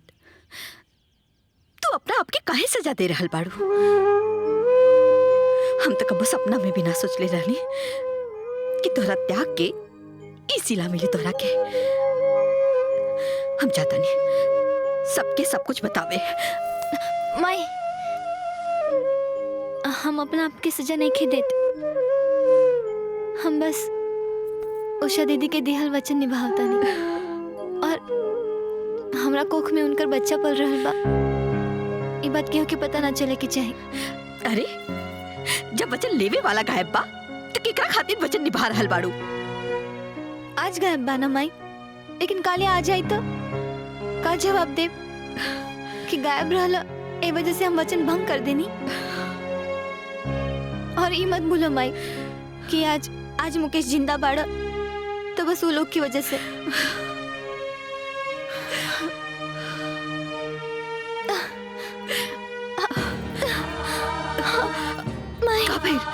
माई पेट में दर्द होता। अरे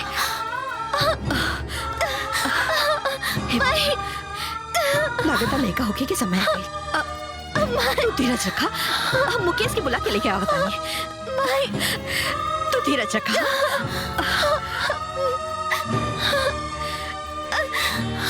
माई मुकेश मुकेश बेटा, लक्ष्मी दर्द से तड़पतिया, लागता बच्चा होके वाला बा। चल अस्पताल लेके चल।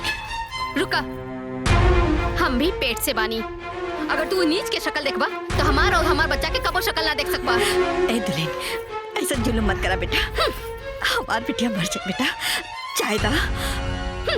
हमार बला से काल मारे के बाद आगे मर जाए, कम से कम बदनामी से तो पीछा छूटी। मुकेश चल ना बाबू।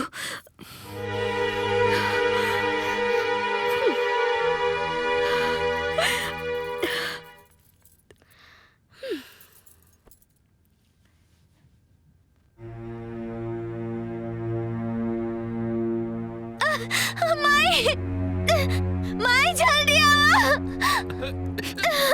बेटा तनी हमारी मदद कर दा, हमारी बिटिया बहुत तकलीफ। अरे हमके तो पहले से ही लेट होता, जाए रहुआ के और के देख ली। माई हमारी जान निकल जाए। माई भैया भैया तनी हमारी मदद कर दा। अरे चाची सुना ना, अरे तनी सा मदद कर दा।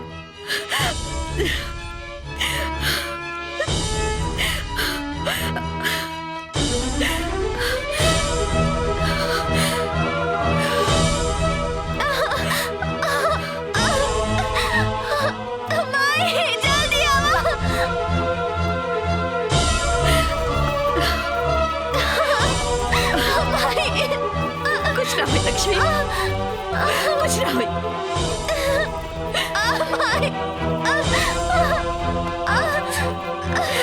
सब ठीक हो जाए बेटा, सब ठीक हो जाए। छठी मैया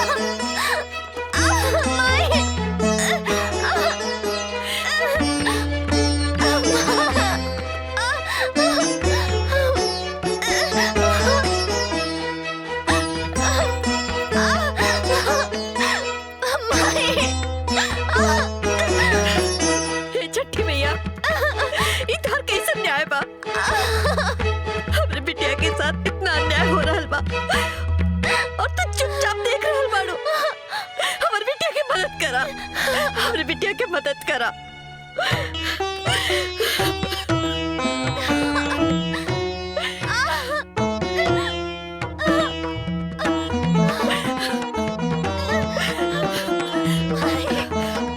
पर्दा कहाँ लो?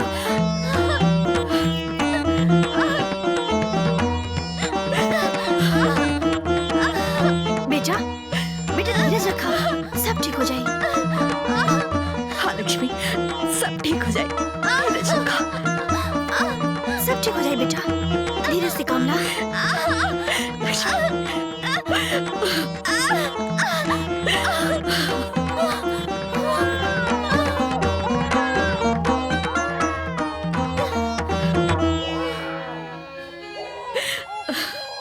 लक्ष्मी पुत्र पैदा भइल बा।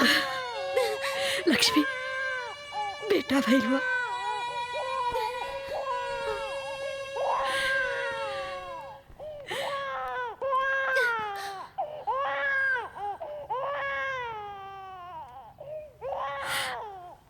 इला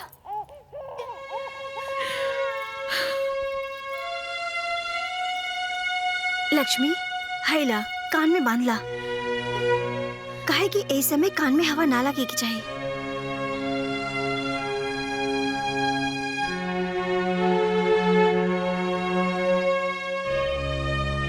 हम राव एहसान जिंदगी भर ना भुला पाए।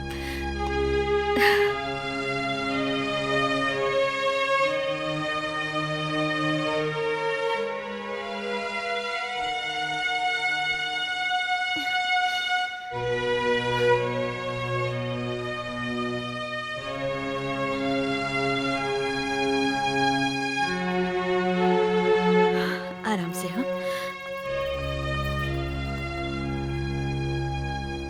कान खोल के सुन ली, ये उल्टा पापी ये घर में तना रही। दुल्हन ऐसे मत कहा। ऐसे हालत में लक्ष्मी कहाँ जाए? कहाँ जाए? काहे?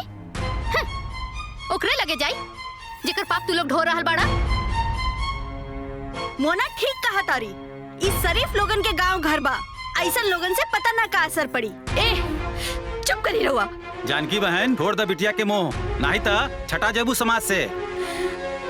सही बात बा।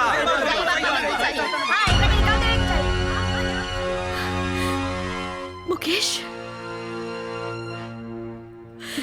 बर्दाश्त करे के भी हद होला माई। ई कलंकनी की वजह से आज हमनी की इज्जत माटी में मिल गई बा। जमुना के 2 पैसा के औकात नहीं खे, उ सब आके हमनी पे हंस के जा रहल बा। चुपचाप बोल दी कि एजा से निकल जाए, ना तो हम एकरा के धक्का मार के बाहर निकाल देब।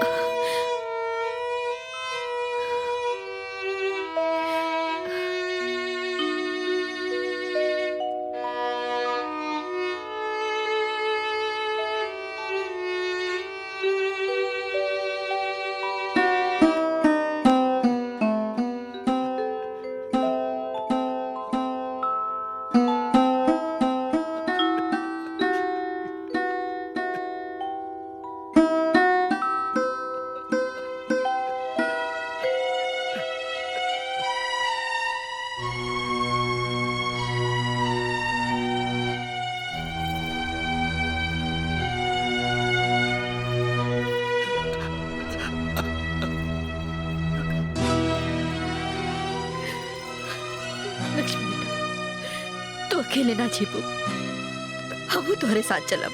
हाँ, तू हो जा। ई घर में तार कोनो काम नहीं के, जा।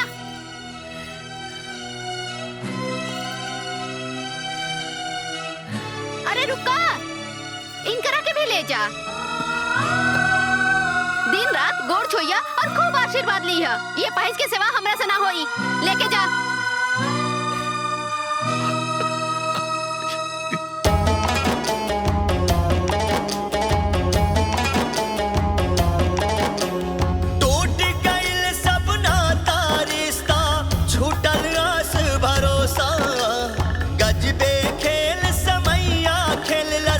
अपना यकीन होता जे आपन होखे जे आपन होखे गैर से भी बढ़ जावे समैया रे गजबे रंग दिखावे। अब आज से ये पूरा जमीन जायदाद हमार भाई और ये घर के मालकिन सिर्फ हम बानी।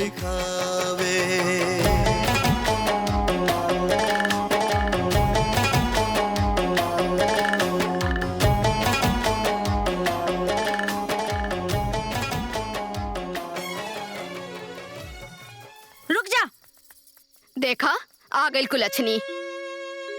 लगता अभी मोहल्ला छोड़ के जाए के पड़ी। ठीक कहा तारू दुल्हन। आलोक साचे कहेला कि एगो मछली पूरा तालाब के गंदा कई देले और तालाब के साफ रखे खातिर मछली के निकाल के फेंक दिया जाला। खुद तालाब अपन जगह चेंज ना करेला। अरे जाए तो भौजी, एकरा में लाज शर्म होई ना तो खुदे जैसे चल जाई। ठीक कहा तारू, चला चला। तू लोग के 10 बार कह चुकल है कि हमरा से कौनो मदद का उम्मीद मत रखे, फिर भी चली आवली।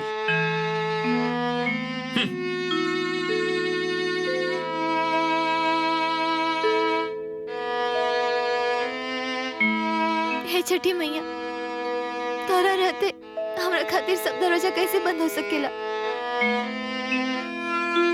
कौनो रास्ता दिखाई।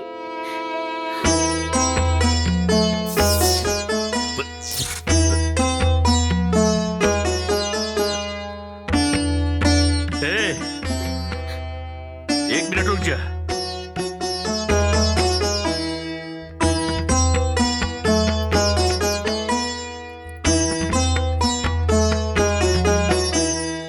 हैला चाबी।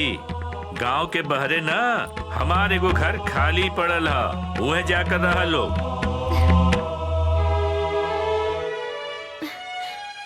सेठ जी, राउरी उपकार जीवन भर ना भूले। ठीक है बाकी हमसे और कोनो उम्मीद मत रखिए लोग। हाँ तो पता नहीं हमरे दिमाग में का हो गल की हम तोरा के चाबी दे देली। जा यहाँ से अब जा।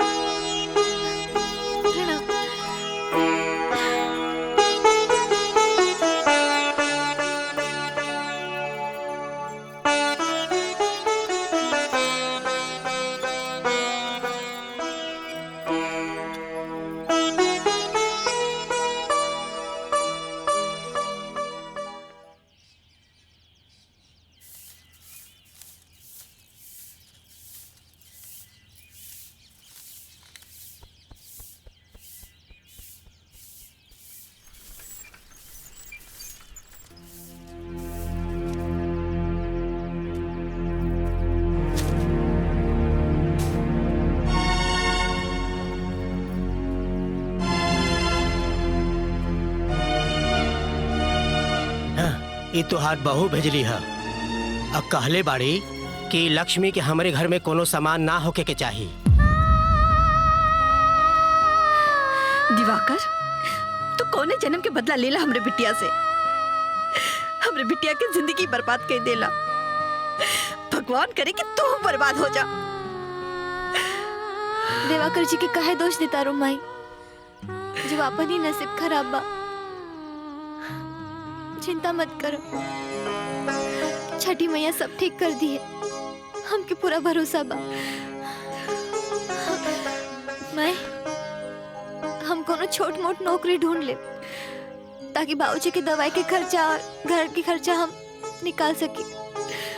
तो चिंता मत करो।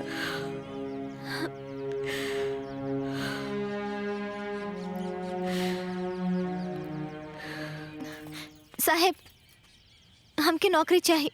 हमके पैसा की सख्त जरूरत बा। हम कोनो भी काम करे खातिर तैयार बानी, बस हमके नौकरी चाहिए। हमके नौकरी दे दी।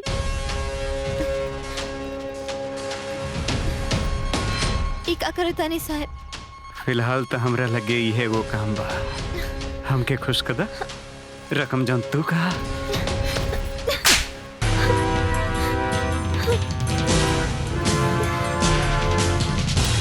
कितना टाइम लगी यार? अरे ये सब काम में थोड़ा बहुत टाइम लगभग करेला। सेठ जी हमके नौकरी चाहिए। पैसा की सख्त जरूरत बा। हम झाड़ू पोछा बर्तन सब कुछ कर ले। तू तो अच्छा करे के लगत हो। पढ़ल लिखल हो? हाई स्कूल पास बानी सेठ जी। अरे वह लड़की है भैया जन कुंवारे पेट से रहे। चला चला बाद में यहाँ बन काम हम नहीं खे। मगर सेठ जी हमके कह देली एक बार जा बन काम ना बा। गाड़ी में कुछ तो प्रॉब्लम बा, रह रह के बंद हो जाले। अच्छा, और हवा पानी सब ठीक बा ना? हाँ एकदम हवा पानी सब ठीक बा। चलो ठीक बा, शाम तक बनवा दिया। हाँ बतावा। पैसा की सख्त जरूरत बा। हमके नौकरी चाहिए। हम कुछ भी काम कर ले। ये काम कर ले बू? जी। अच्छा, 1 महीना का काम बा बिल्डिंग में। हाँ। तो 1 महीना कल ही है तो हर जौन भी पगार हुई हम दे दे। ठीक बा, जा कर जा।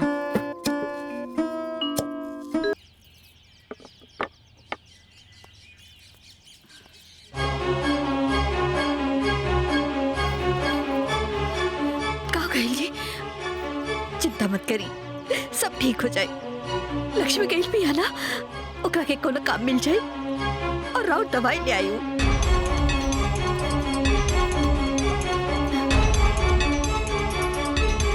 बाबूजी,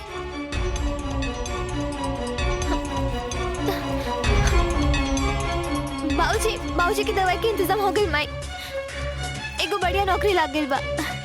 अब घर के खर्चा में कोनो दिक्कत ना है। अब सब ठीक हो जाए। हाँ।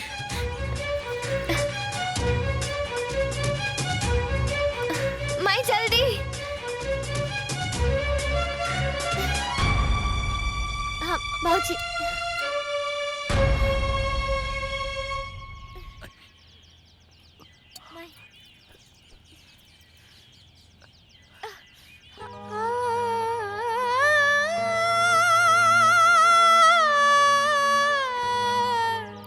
कुछ ना बाबूजी, छोट मोट चोट लाग गई बस।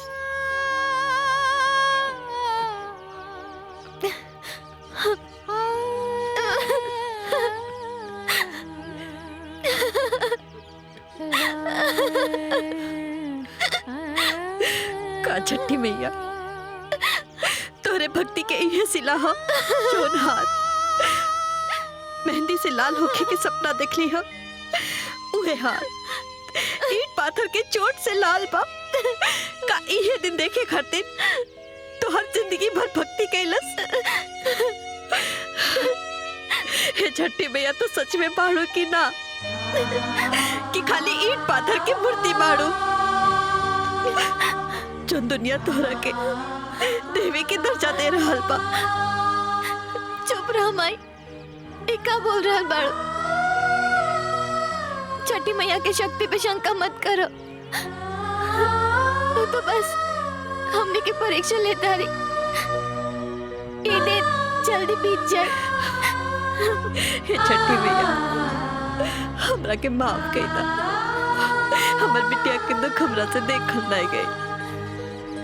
हमरा के माफ कर दा माई, माफ कर दा। बाबू,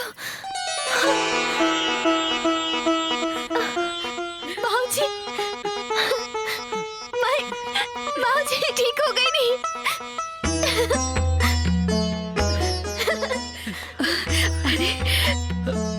रुआ ठीक हो गई नहीं?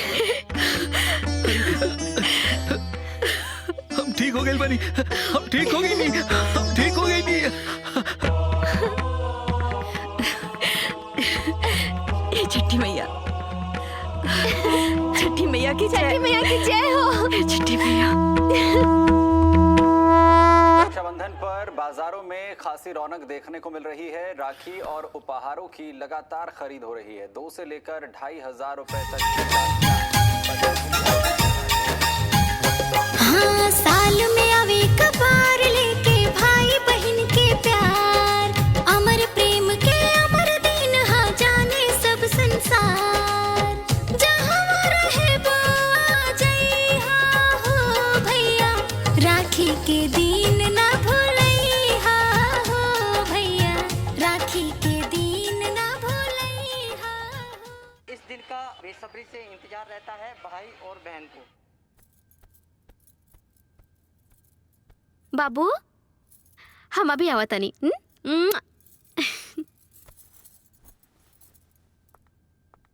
बच्चों के लिए कुछ खास राखियां हैं, आप जो तस्वीरों में देख पा रहे हैं जो बहनें हैं, क्योंकि 3 दिन का अवकाश होने के चलते कुछ बहनें हैं अपने कह सकते हैं काहे ओकरा बारे में सोच के रउआ मूड खराब करत बानी। हमके अपन चचेरा भाई के राखी बांधे जाए के बा, रउआ हमारे साथे चली।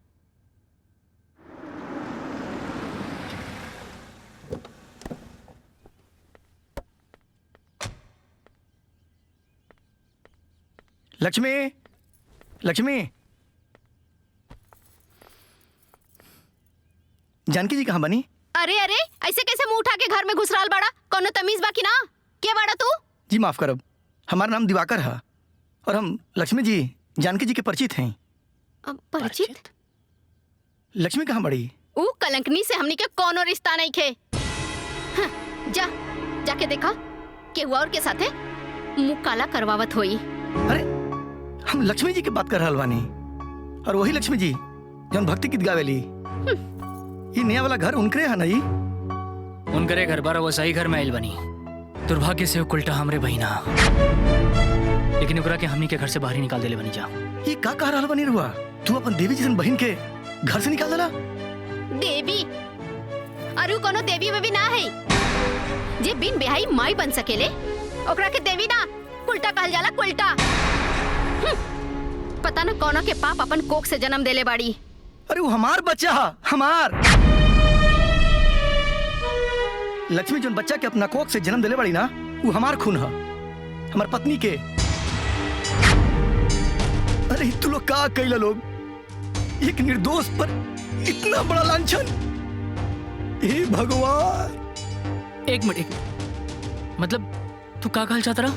हम लक्ष्मी के कोख किराए पे ले रही। किराए पे? और जो बच्चा के जन्म दिले बड़ी ना, वो बच्चा उनकर ना, हमार बच्चा है, हमार खून।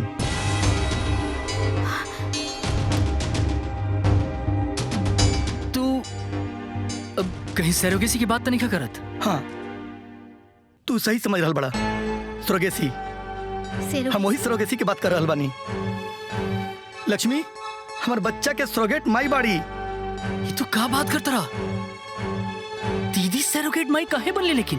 तुहर जान बचावे खातिर। काहे कि तार ऑपरेशन खातिर 10 लाख रुपया की जरूरत रहे और हम सरोगेसी के बदले उनका का 10 लाख रुपया देले रही। और आज जब तू जिंदा बड़ा ना, आज वही पैसा के देना। लेकिन दीदी आखिर हमरा से झूठ काहे बोली? ये काहे कहली कि हमारा ऑपरेशन एगो एनजीओ की मदद से भइल बा? शायद वो हमार पत्नी के दिहल वचन तोड़ना पहली। एक बहिन अपन को किराए पे चढ़ा के अपन भाई के मान सम्मान के ठेस पहुंचाओ ना चाहते है। यही से वो एनजीओ से झूठ बोल ली। हमसे कहोगे, हमसे कहोगे, कहोगे, कहोगे हमसे। हमार बहन हमरा खातिर इतना बड़ कुर्बानी दे दिलस। अगरा के घर से बाहर निकाल देनी। भगवान हमरा के कभी माफ मत करिए। हमरा के नरक में भी जगह मत दिया भगवान।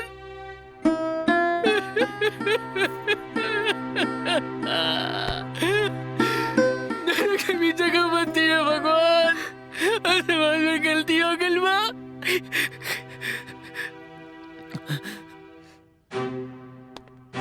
तो पहले ये बताओ कि अगर 1.5 साल तक अपना बच्चा के लिए खाती काहे नहीं ले तू? अरे हम कैसे आई थी? हमारा एक्सीडेंट हो गई रहे। हम और हमार पत्नी कोमा में रह जा और आज भी हमार पत्नी कोमा में भी आ। और जब हमरा होश आइल तो हमरा बच्चा के याद आइल और हम बेतहासा दौड़ के आई नहीं। ना एकरा पे भरोसा मत करिया। ये हमनी के साथे धोखा कर रहल बड़े। ये हमरा संग धोखा नहीं के करत। तू हमरा संग धोखा के लिए बड़ू कैसे की? अगर तू हमरा से झूठ ना कहती, हमरा पे भरोसा करी तो हम अपना दीदी के बहुत नोट करती। लेकिन हमरा मालूम बा हमारी दीदी भी कहाँ हुई। हम अपने दीदी के पास जाइब ओकरा के ढूंढब, ओकरा कोर पे पड़ब। हमरा के जरूर माफ कर दी। हमरा के जरूर माफ कर दी, जरूर माफ कर दी दीदी। मुकेश हे भगवान, ये हमरा से इतना बड़ा अनर्थ कैसे हो गया? माफ कर दी हमके। अरे महाराज का चिंता कर रहल बाड़ा? अरे लक्ष्मी से बढ़िया गायक दई ल तोके। हाँ ठीक है हम बाद में बात करब। बतिया ले बात में।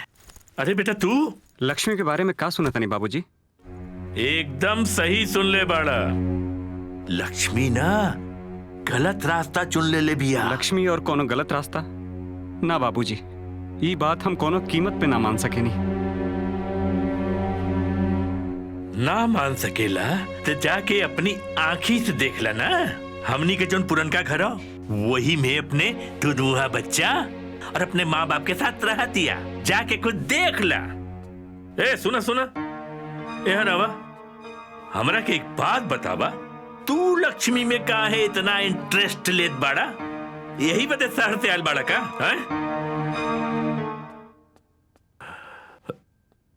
अरे बाप रे बाप, हमरा के तो दाल में कुछ काला नजर आवता। कहीं हम ही तो नाजायज बच्चा के नाजायज दादा तो नहीं की?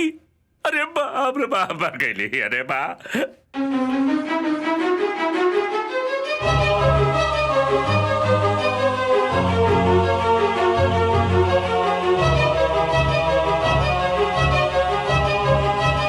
साल में आवे एक बार लेके भाई बहन के प्यार, अमर प्रेम के अमर दिन हा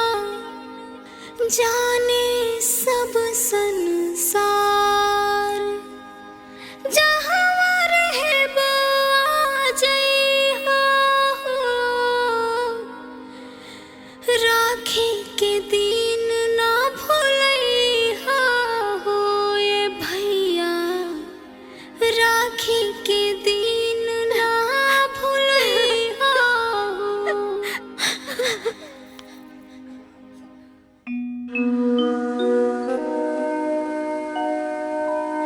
माई,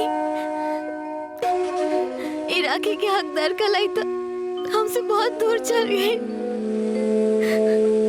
अब हम केकरा के बांधी भी राखी।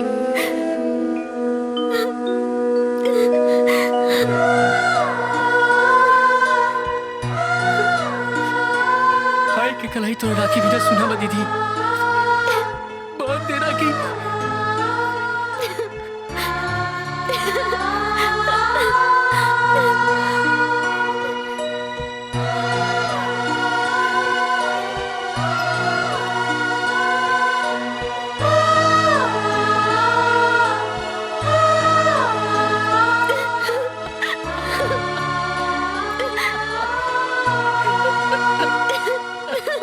दीदी हमके माफ कर दे दीदी, हमके माफ कर दे दीदी, हमके माफ कर दे।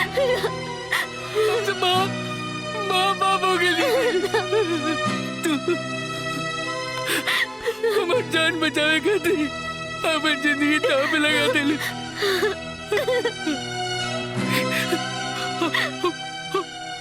तेरे जिंदगी के नरक बना देने दुनिया वाला के भाषा बोल लगनी दीदी। भाई बहन के रिश्ता के बदनाम कर देती। हम भाई बहन के रिश्ता के नाम पे कलंक मारी दीदी। तुम मार मार मार दीदी।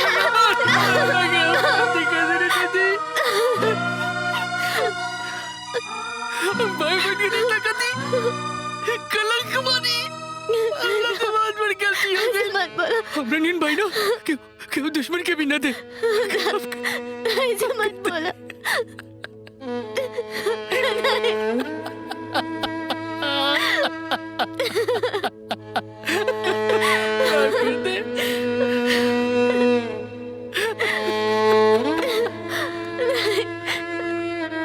हमके बता, तोरा से ही सब क्या कहला? हम बते नहीं। हाँ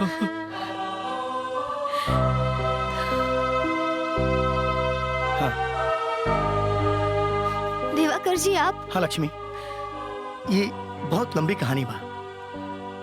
हमारे एक्सीडेंट हो गई रहे। हम और हमार वाइफ काफी लंबा टाइम से कोमा में रही जा।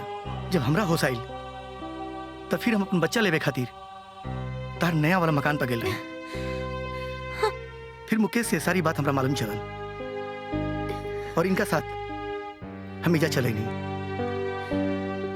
हमरा के हमार बच्चा दे दे लक्ष्मी, हम अपन बच्चा लेवे खातिर आइल बनी।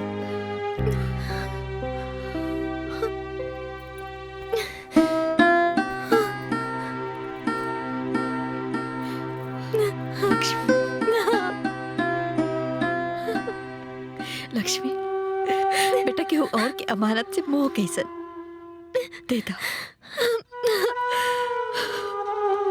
दे दो।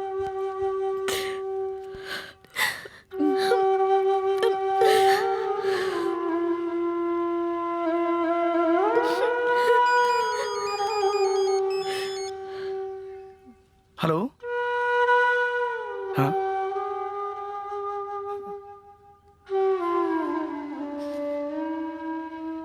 हॉस्पिटल से फोन आइल बा। उषा के होश आ गइल बा। डॉक्टर बतैला खा कि वो बहुत कम समय के मेहमान बड़ी।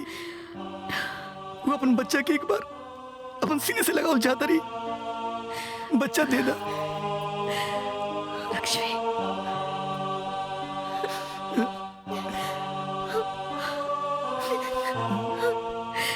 हम एक बार उषा के देखे के चाहता नहीं। आओ लक्ष्मी।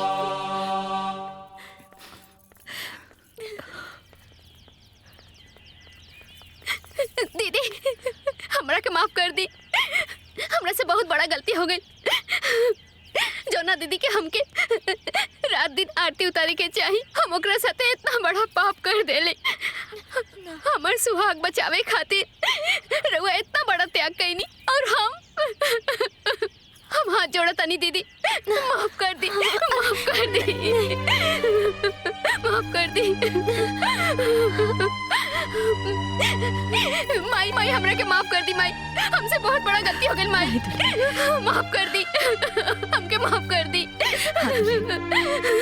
बाबूजी, बाबूजी माफ कर दी, माफ कर दी बाबूजी, माफ कर दी बाबूजी। जल्दी चलिए, लेट होता है। हाँ, चलिए चलिए चलो।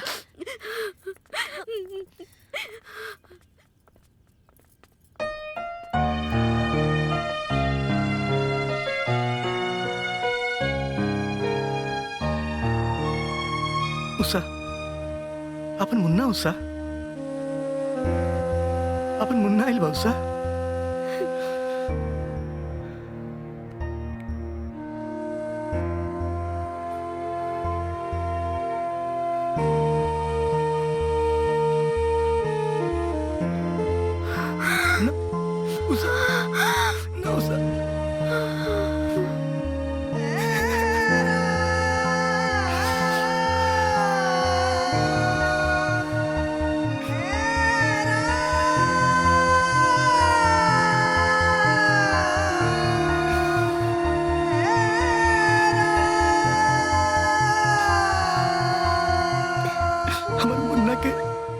नसीब में ओकर माँ के नाम उषा ना लक्ष्मी बा। अब से एकर माई तू ही बड़ो और एकर लालन पालन के जिम्मेदारी अब तहरे बा। जिंदगी बहुत लंबा बा, हमार बात माना। तू केहू के हाथ पकड़ ला लक्ष्मी। लक्ष्मी, हमके आज भी तुम्हार इंतजार बा। अगर तू हमरा के अपना लायक बुझता तो हम पापा से रिश्ता के बात करी। हाँ हाँ कर दो लक्ष्मी बिटिया। शायद छठी मैया की यह इच्छा होके।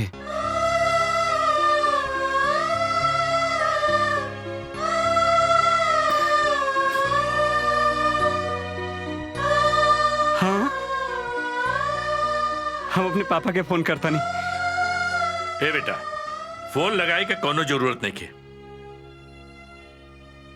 हम सब बात सुन लेनी। लक्ष्मी बिटिया सचमुच लक्ष्मी बिया और हमें तोरे ऊपर गर्व है कि तू एकरा के अपना लेला। लक्ष्मी बिटिया, आज तक हम तोरे साथ जौन भी गलत व्यवहार कैनी, जौन गलत तोरा के बोली, ओकरा खातिर हमरा के माफ कर दिया और लक्ष्मी के रूप में हमरे घरे आ जा।